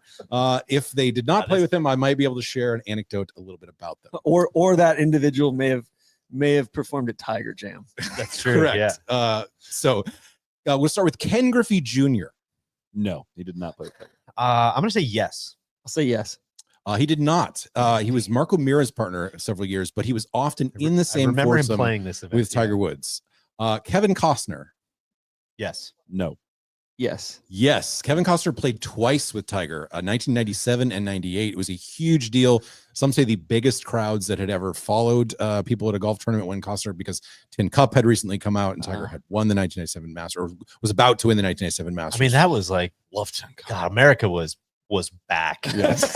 So it's like Tiger, Kevin Costner, Pebble Beach. Yes. Like that's it. Let's go. They famously finished second in the Pro-Am competition. They never did win it. Kid Rock. That's Tiger. I'm gonna say bait. No. That is bait. No, he did not. But Kid Rock did pair with John Daly at this event in 2014. Really? Yeah, bro. Yes. And I was impressed to learn Kid Rock was actually Jack Nicklaus's partner in another event. The Champions Tour event. That was correct. At Top of the Rock. Yes. Yes, I remember that vividly. We need to do an oral history about some of these dudes. Earl Woods. No. Oh, good. I'll say yes. I'm gonna say no. Yes, Earl Woods did participate in 1998. Leader in the clubhouse right now. He was I actually thought he was paired with Costner in 97, 98. So he was 99 was Costner. Earl was originally going to be Tiger's partner in 97, but he had to have heart surgery. And so Tiger agreed to pair with Costner. And then Earl played the following year. Got it. It was the only time that Earl played. Joe Pesci. He definitely played this event. I remember that. I'm going to say no. I think that's too early. I keep saying no to all of them, but I'm no. I'll say yes. Joe Pesci did not play with Tiger, but he did play with Pat Perez. 2004. I remember I think my first Pat Perez memory ever was from Pebble, and he was on the 18th tee, and he threw his driver in the ocean, right? Oh yeah, that's right. What am I, clown to you? How about Michael Jordan? No. Ooh, that sounds like too much of a circus. I'm going to say no. I'm going to say no as well. He did not, but they had planned to play together in 1999, but Jordan cut off the tip of his finger with a cigar thing and had to have surgery. And so he had to pull out at the last minute. And that's when Costner filled in 99. Scotty with the wine glass. And like third leg Greg with the chainsaw. Exactly.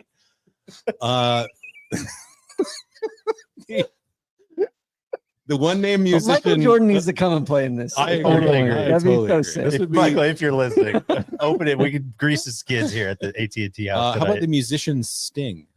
Oh, I'm gonna say yes. Yes. There's no way you can make that up. That had to happen. No, I made that up. In fact, Sting has never played in this event and has no association with it. So whatsoever. random. Yeah. How about Samuel L. Jackson? I feel like I have memories. I'm just of gonna keep this. saying yes. I'm gonna say yes.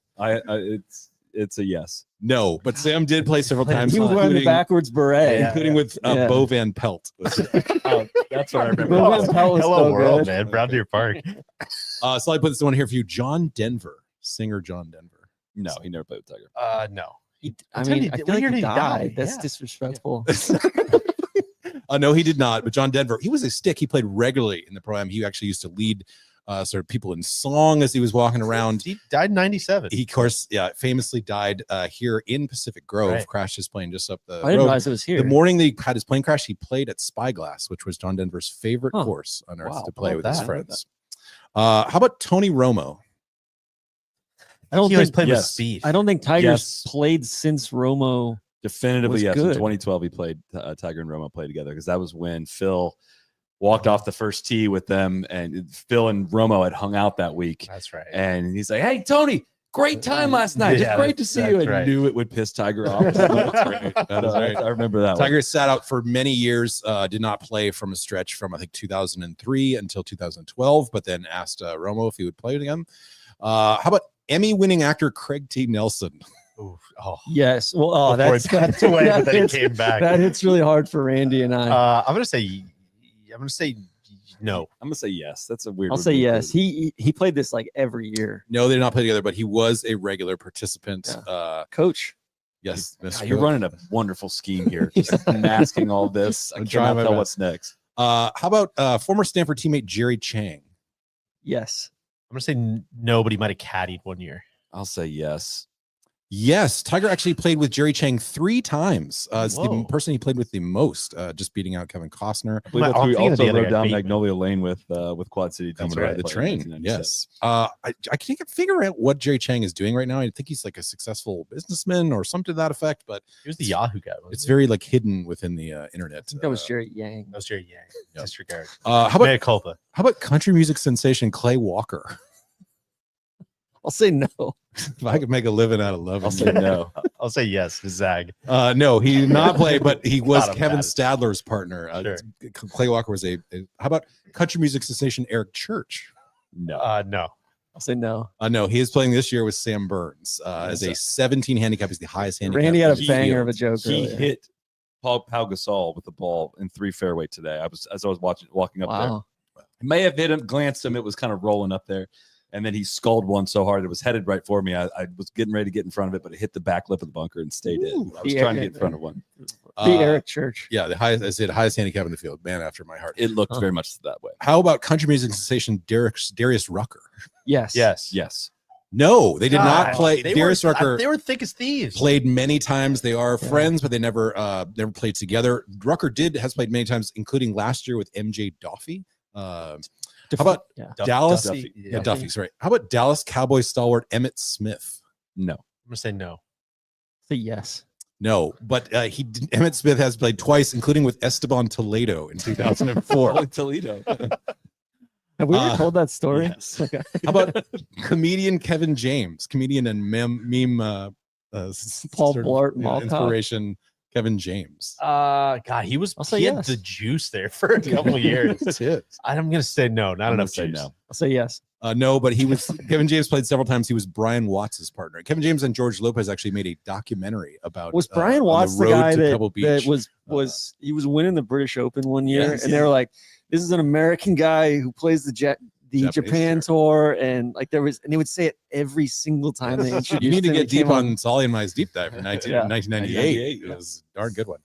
How about political commentator Rush Limbaugh?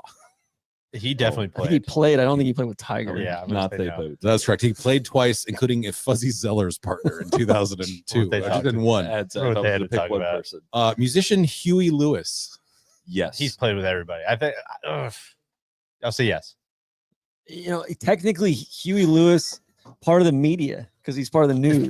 Yeah. Oh, Tiger wouldn't like that. Yeah, You know? separate churches say. They did not ever play together. Huey was a regular partner of Peter Jacobson's after sure. Jack Jake Lemmon Trout passed away.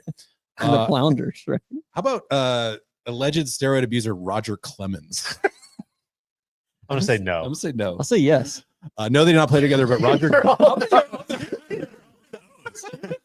They're not all no's. There's a lot of no's. Well, Tiger only played like 7 years, to be honest. So, Roger did play in 1999 with Billy Andrade. How about Alice Cooper, heavy metal singer? I'll say yes. No. As he's zagging. No, he did not play with Tiger, but Alice was a regular competitor. He was Rocco Mediate's partner several times. That's fun. How about smooth jazz sensation Kenny G? I don't think he ever got I don't the think he Tiger. played Tiger. No. No, but in 2001, Kenny G and Phil Mickelson were leading. They were two partners, and they were leading the Pro-Am portion of the tournament until they made a mess of 18, a bogey on 18, to fall into a tie with Tiger and Jerry Chang. Kenny, who really loves golf, was crushed. But as he was walking off the 18th green, his phone started buzzing. Because this is 2001, he whipped out his flip phone and answered, and Tiger was on the line. Kenny, it's Tiger. Kenny G was sharing this story later. I said, how the fuck did you get my number? He says, hey, man, I'm sitting on an airplane getting ready to take off, and I wanted to watch the last hole. Man, you guys really choked coming down, didn't you? I said, hey, Tiger, fuck you. And then he starts laughing. He goes, hey, listen, I just want to congratulate you guys. I'm very proud to share the trophy with you. And I said, hey, Tiger, I really appreciate that. So that was cool. That's Tiger Woods for you. He dishes it out, and he doesn't mind taking it. Unbelievable. Thus concludes our... Kev, that was what an electric electric. stuff. You threw man. 140 Yeah, pitches just there. kind of a Just, like 3-inning save. when Don't you get a lot KVV. of those in this day. Hey, I have one piece of trivia for you. Please hit me. Sally and I played a course that was the site of the original Crosby clam bake. Ooh. Pre-Pebble. Where was that? I feel like this was in the California season of tourist sauce. It was not. Wasn't? Oh, okay. It was a separate trip. Same state. No, I don't know. Old Brockway, in Brockway, Lake okay. Tahoe. How about that? I was like, I don't know the answer. Some of the biggest trees I've ever seen. That was a wild, up there wild too. golf And then we played that really cool putt-putt I course. remember that. Well, KVV, thank you for hopping on, man. That was was unbelievable stuff. And just before you duck out, we're gonna bring Randy back in a second. We've got some highlights from Randy. Of course, got to play this golf course a couple years ago with Michelle Wee. Just a round I wanted to revisit. I thought it'd be fun to look at some of those highlights. But before we do, Cody's telling me that there are very few guarantees in life because most things in life are not guaranteed. You've heard me mention all these. You know, there's KVV. What's something that's not guaranteed?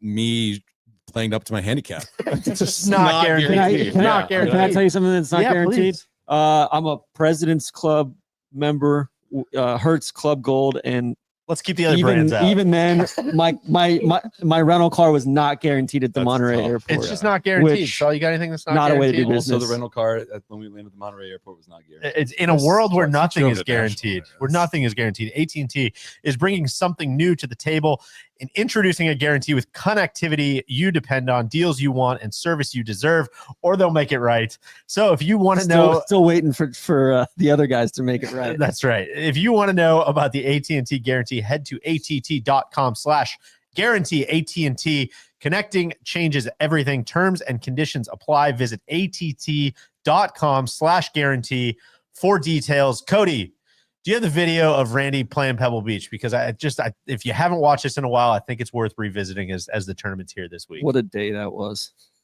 We might be fine. We're just unlocking windows over here.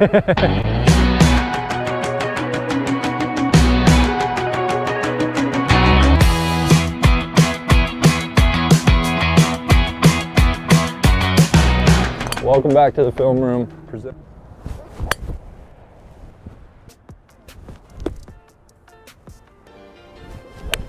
Oh God. Randy, that was such a big opening for you. Is that OB? It might be. I'll hit a quick provisional. Oh, nice. Oh. Long. Nice 3, Randy. Oh. Nice. Yeah. We'll make that look like the first in the edit, huh? Oh no. Uh-oh.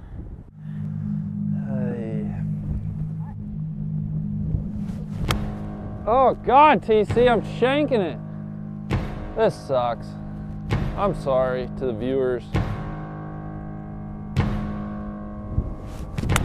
Oh God, another one. Oh my God, another one. Just the most vivid memories of Royal Dornoch. Oh, another one! I think I won then, right? This is it. I think you're toast. Yeah, I'm toast. Unless you want to give me another shot, just to... Okay, yeah. Sympathy. Michelle!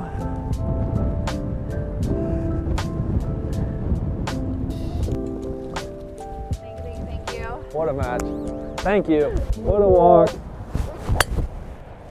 Woohoo! I won. You come to a world-class golf course and you really want to play well. You want to I want to play. And it's like, no, man, it's not going to happen today. It's just tough. Randy, there you have it, man. How about that? I feel for you in a way. I mean, a true, I feel bad for this country, but this is tremendous content, Darren Ravel type of way. A true put the bobsled on the shoulder and let's walk it across the line. What was the final tally? I believe 104. Yeah, that's a lot. Yeah. It's a lot of You have strokes. to excuse, I haven't thought about that round But much in the last year and a half. Same question for Trevor. Like, do you ever wake up and not think about winning the Masters? Like, do you ever not think about that 104 at Pebble Beach? I just want to say I hope the video conveyed just how windy and chilly it was that day. Can attest. And you played the game the right way. And you're at a disadvantage because you're 6'7" when it's windy. Always. Right? Yeah, I'm not being sarcastic. No, with that. I Like, know. that's not great. Thank you. The one thing that was great was the 6-iron you hit on number 7. That was the most flush shot you hit all day. It did almost cross, the it may have landed in Big Sur. Yeah. Honestly, it may have hit. I think it could have been playable He from flushed over there. it. My caddy that day, Fluff. Shout out Brian. He took that round really hard. He was very invested in my success. He should own a lot of the blame. He should Well, never and I have told him any shots. afterwards, I was like, "Listen, Brian, there was nothing you could have done that day. That was just out of your purview." But then the more you he thought gave me about a it, bad club on 7. What I want to say. But then the more I thought about Yeah. it, What was it? 103? Into a 104. stiff breeze. Yeah. 6-iron.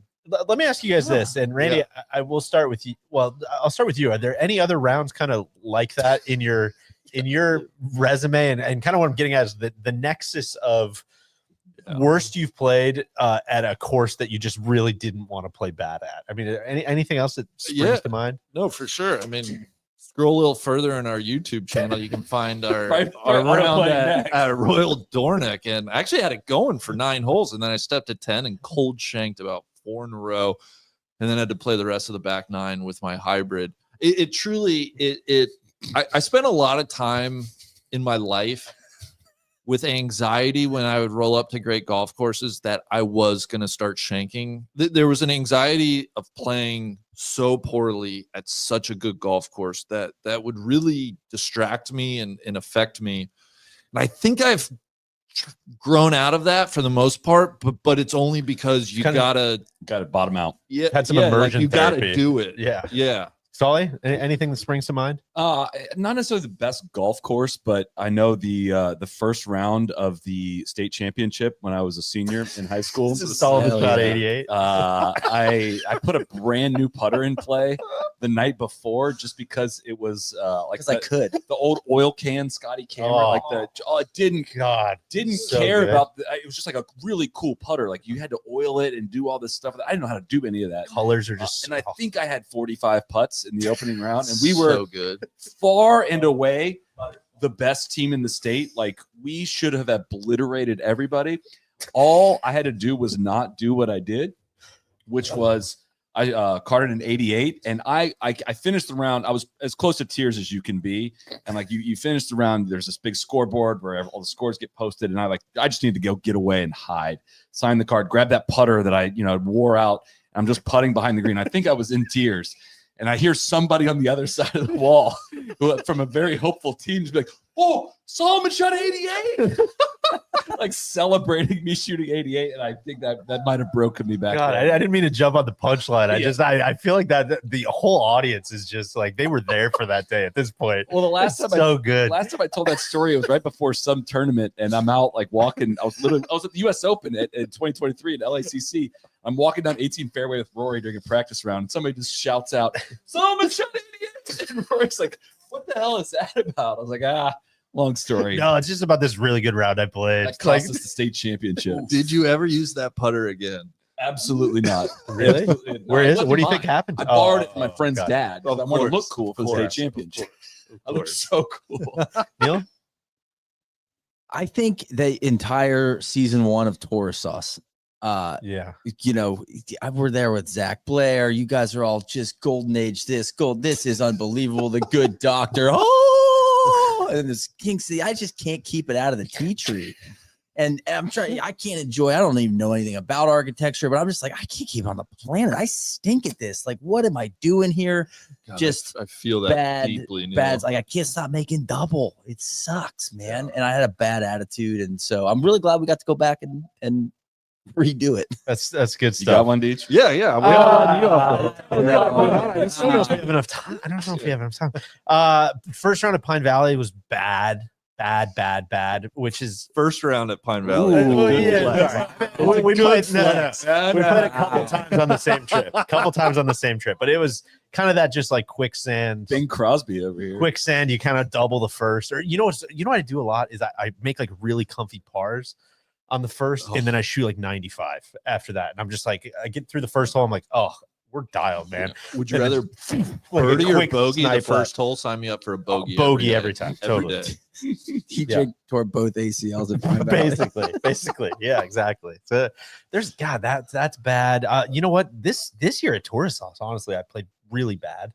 You know, the shank at Melbourne East when I'm like just pretty hapless. We're just deep into this journey. Yeah, it's like I shouldn't be doing that. And I've just been watching the wheels moment. The wheels of my car have just been doing this for weeks, and they finally just. I mean, it's just there's a lot. Let me think on it. I got a lot of examples. Yeah. But I wanted to go next. It's very funny that I didn't really know what KVV was putting together, but I put together sort of a similar game, and this is based on a conversation that we had the other day. I teased this at the front of the show. It's going to be country music star or golfer. And a lot of this is because if you think we overdo the country music sensation Eric Cole bit on the podcast, imagine what it's like off the podcast. Oh my God. You go to dinner and I mean, there's just hours and hours of this bit. And so I again, want to give a shout out to our friends at Circling Back podcast, you know, Dylan and Dave and Will, because I was listening to their show the other day and they were doing real or fake country artists. And I was like, yeah, this is kind of fun. We could do like a golfers or country artists. And what I want to say is that when I brought this idea up, Neil, famous for getting all the details right, of course, said there is no way you're going to fool me on any of it. One by me. You are not going to get Eddie Perez. Okay. Just Greg Maddox demanded Eddie Perez. That's nothing's getting by. He's going to be an absolute backstop, he says. So are you guys ready? God, I hope you missed the first one. I have 12 of them. What level of professional golf are you able to go down to? These aren't this. I would say college kids, right? No, all of these guys have I'll just tell you, all of them are Corn Ferry Tour players. All are Corn Ferry, no PGA Tour. Okay. All of them are Corn Ferry Tour players. That wasn't part of the game. It was. You think I was going to say Sahith Tagala? Yeah. No, that guy's a golfer, bro. I saw him. All right, let's go. All right, ready? Russell Hinton. First one, Trey Winstead. Golfer. Cody was laughing. Cody's a big country music guy. Trey country music. Winstead. I'm gonna go country music. Yeah, I'm gonna leave Neil on an island. I'm going country music. Leader in the clubhouse right now is Neil. He is a golfer on the Corn Ferry Tour. Number 2, Clay Fiegler. Oh man. I mean, that's not a country music. That's a golfer. That's a golfer. Neil is 2 for 2. Wow. Not gonna get one by. How many are there? There's 12. Okay. Bailey Zimmerman. That's a golfer. Man, I know. No, that's a country music star. Bailey country music. Zimmerman. Golfer. Country music. Neil is 3. Let's go. That is a country music. I'm told that's a country What are the music odds star. of flipping heads 12 times in a row? Number 4, Sam Barber. Oh. Well, come help me No, out. you gotta go. Team No, effort. nothing's getting Golfer. Singer. Damn it. Buddy sent me a song. Okay, I gotta go sing. 4 for 5. You're still pretty You're doing good. well. You're You're still doing pretty well. good. That is a country music singer. Davis Chatfield. That's a singer. That sounds like a golfer. Ooh, I think a singer. That is a golfer on the Corn Ferry Tour. Wow. That sounds like a country music sensation. Chatfield, that's fantastic. Davis Chatfield. Next one, Vincent Mason. Golfer. Country music. Vincent Mason is a country music artist. Wow. Here comes Randy. I got out of my vibe. You guys, now they're trying to bluff me. They're bluffing me. It's like poker now. Don't look at him. Don't make eye All right. contact. You want my sunglasses? Yeah, go ahead. Carter Jenkins. Golfer. Music. That's I think actually golf. That's a golfer. Dang it. We're back on the skits. 20%. Let's go to Tyler Braden. Country music sensation. Golfer. Music. Country music sensation. This one's important. I will spell it for you guys. Baker Blankenship. Baker spelled thusly, Bayker. Baker Blankenship. Gotta be a country music sensation. Golfer. Country music sensation. Baker Blankenship. Nobody's throwing that Y in there. That was a big hint. You're not up on stage. We got he's throwing us off. We got two more. Owen Stamper. Related to Harry? Owen, I never missed a depth Stamper. Golfer. Yeah, I'm gonna go golfer. He is a golfer on the Corn Ferry Tour. And finally, Cameron Whitcomb. I think that's a golfer. That's I was gonna say that screams golfer to me. He or she is a country music star. Thus concludes country music star or golfer. You did a lot better than I thought you were going to do. Started hot. I did squeak a few past. You did. see what I mean? When you par the first hole, Yeah, you think you're not going to miss one of those. couple You know, of the men rig- to clean up. That's a well done game. The That ring was just tough. exploded. We could play that Baker, for actually, years. that was the layup. That was a short putt. When he had to spell it for us. Yeah, I just didn't know. I wanted to be transparent. I think we could play that game for you. That wasn't even hard. That took me 2 minutes to put that game together. Pulled up the hot country playlist and pulled up the Corn Ferry Tour leaderboard. Hot I didn't even, country I didn't even have to playlist. look for that Hot, one. steamy country. All right, guys, we're kind of rounding the corner here. What else we got to get to? Let's go around the horn. Randy, maybe give me one thing. Could be a memory for the week. Could be something you noticed. Could be something you want people to take away into the weekend. What direction you want to go? Gosh, that's so many directions we could go. You know, of course, I want to acknowledge the time spent amongst friends. Of Is course. what I'll always remember. Kind of what this tournament was founded on. That's what we learned from KVV. Well, yeah, That giving money to pro golfers. If you'll allow me to be a little sentimental, I'll drop the bit and hyperbole for a second. Just taking an opportunity. You know, we had an offsite at the beginning of the week. We're here doing live shows in a house off the third hole at Pebble Beach. Just leaving space to say, "Wow!" You know, what a journey. Love to leave room It's for been wow. a ton 10 of years ago. fun. Yeah, exactly. It like that does hit me on weeks like this. Go on my operational commandments. What's that? Leave room for wow. Leave room for wow. I think you could put that one on there. It's well said. It's almost Like I hope that's not too sappy. No, of course. Truly, like that's what I think on weeks like this. And I mean, this is kind of the stuff we've always wanted to do. And, you know, it's been a fight over many, many years. And there's just slowly, but surely there's some turning wheels at the tour and letting us do just, hopefully fun content. Guys stopping by at the range yesterday and all that. It's been fun, and having somebody like AT&T to be able to support all this stuff as well. I know, we make fun of all the sponsor stuff, but like they made this happen as well. If it's for us, it's good. It's great. No, it's great. Let's be very clear about Yeah, that. I want to ask you a question, Randy. well Give me said. in the multiverse or whatever. Give me the version of yourself that would laugh the hardest if you told them like, "Yo, check it out. This is what we did this week. Like, here's a photo. Here's a video of." No, I mean it probably when I was sitting probably this time of year, right? Just getting into auditing busy season. You're on your big client job. Maybe the day I wore my basketball shorts in. So you're in Chicago. It's McGladry. it's like 17 degrees outside. You're taking the they're like, train "Phil, into you work. can't wear basketball shorts." Yeah. Like I know I think it was President's Day. Like we still can't do that. Had you told me on that day that several years from now this would be happening, Just stay the I would've- course, big dog. I would have laughed. Just keep following your nose, man. You're on the right track. You're doing it, man. You're doing it, young fella. See what you got. Where do you want to take it? Well, I just want to give a shout out to Hovland. I told him we weren't quite ready for him yet. He's in second. He is in second. So listen, what I can promise you is that the Baluga will evaluate his models.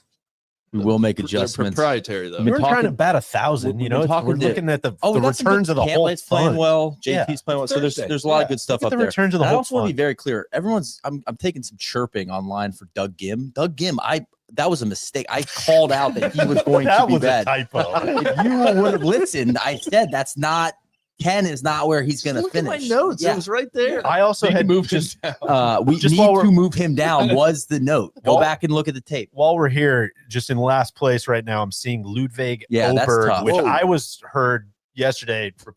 There was a report on this podcast that he was feeling better, not playing better, feeling better. Well, That's what we reported. That's interesting. That's to me, but No, I would say this is going to be, I don't know, maybe not hard to explain, but there's a lot of, this is lovely patio. We're on the live show, be on the range, inside the ropes. My favorite thing is at the end or as far out as we walked yesterday, what we were like real focused on was like, there's a guy in a yellow security jacket on the beach access. And it kind of comes down to like, hey, you think that guy's going to like let us down to the beach? Is it going to be cool or not? And like, that's the stuff I love of like, I mean, it's just like, I'm not trying to get into like the TV compound or like the lodge. I just want to go check out the dog beach. And it's like being able to check stuff like that. Like just little like adventures like that is like I'll probably think about that. yeah, every time you watch this tournament for the rest of your life, you know, you're going to see the big over from the guy Trevor was just and talking it's like, about. oh, there's a on the little crane. path down by the 10th Oh, green. you know what? I was right there. And I don't know. It's just like a little personal memory. And that guy was like, hey man, are we allowed down on this beach? Don't know why you wouldn't be. It's like, well, hey, all right, thanks. That's great. I'll go in a slightly different direction and just kind of a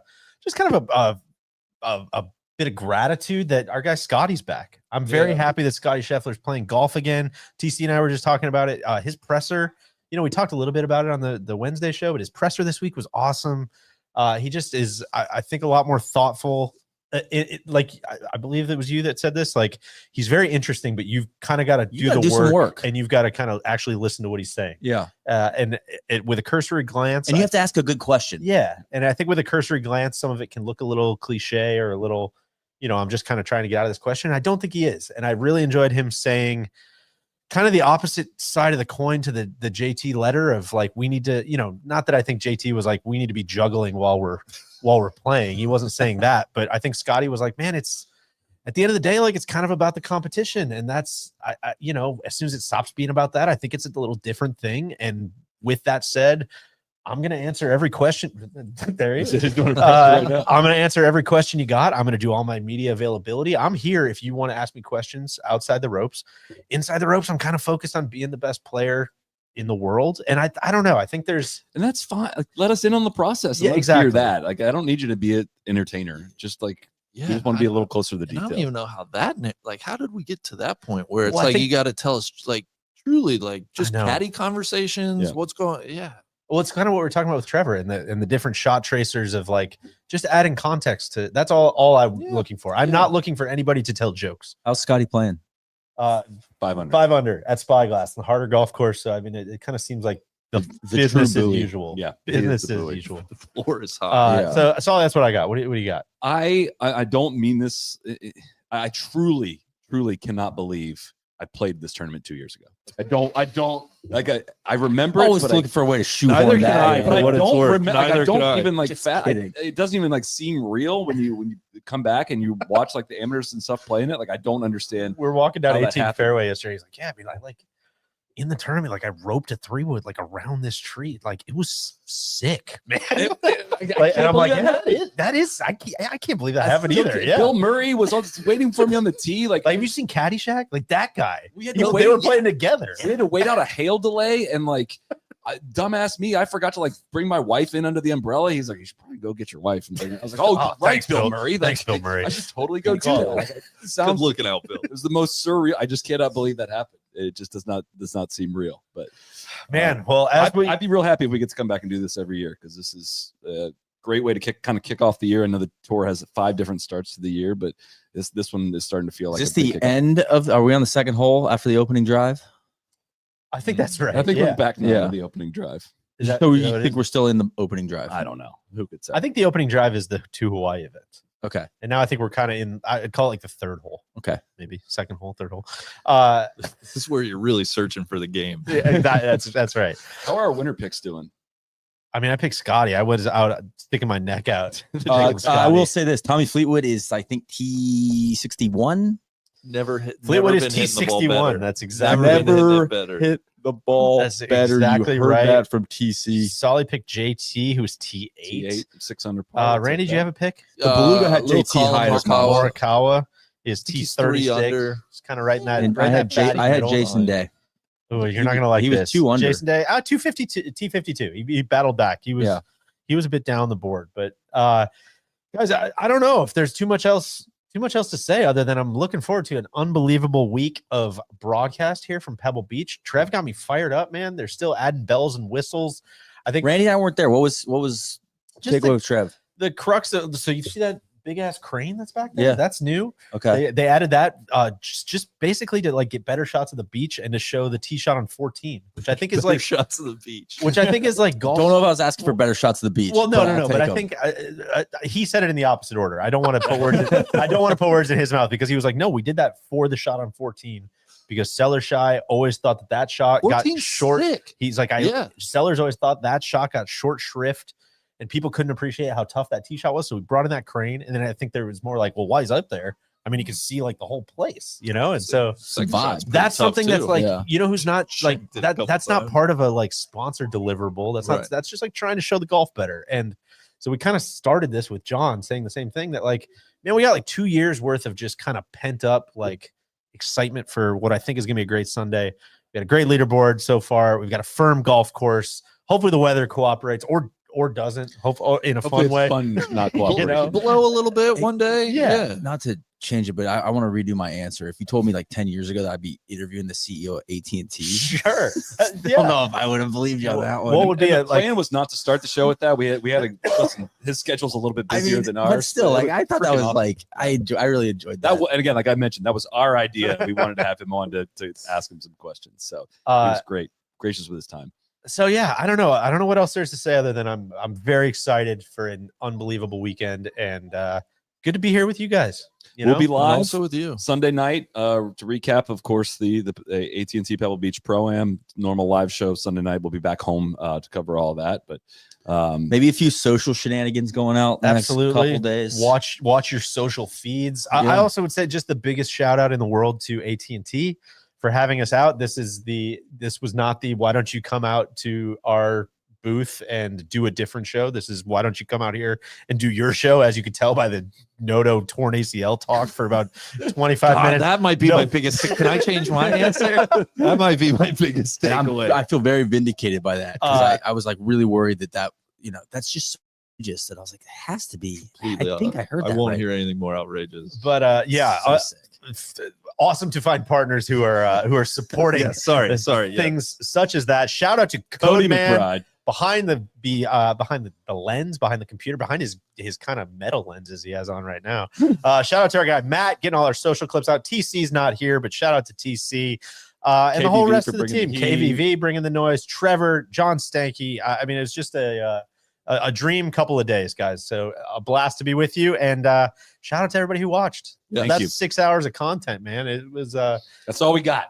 And it kind of flew. Yeah. I mean, I got know, weirdly. notes we didn't even get to. You know, so I know. save those for next year. But got so much in the tank, guys. for Maybe we sure. go walk around and enjoy the views. What do you think? Oh yeah. All right. Well, cheers. Crack Cheers. on. Thank you for watching.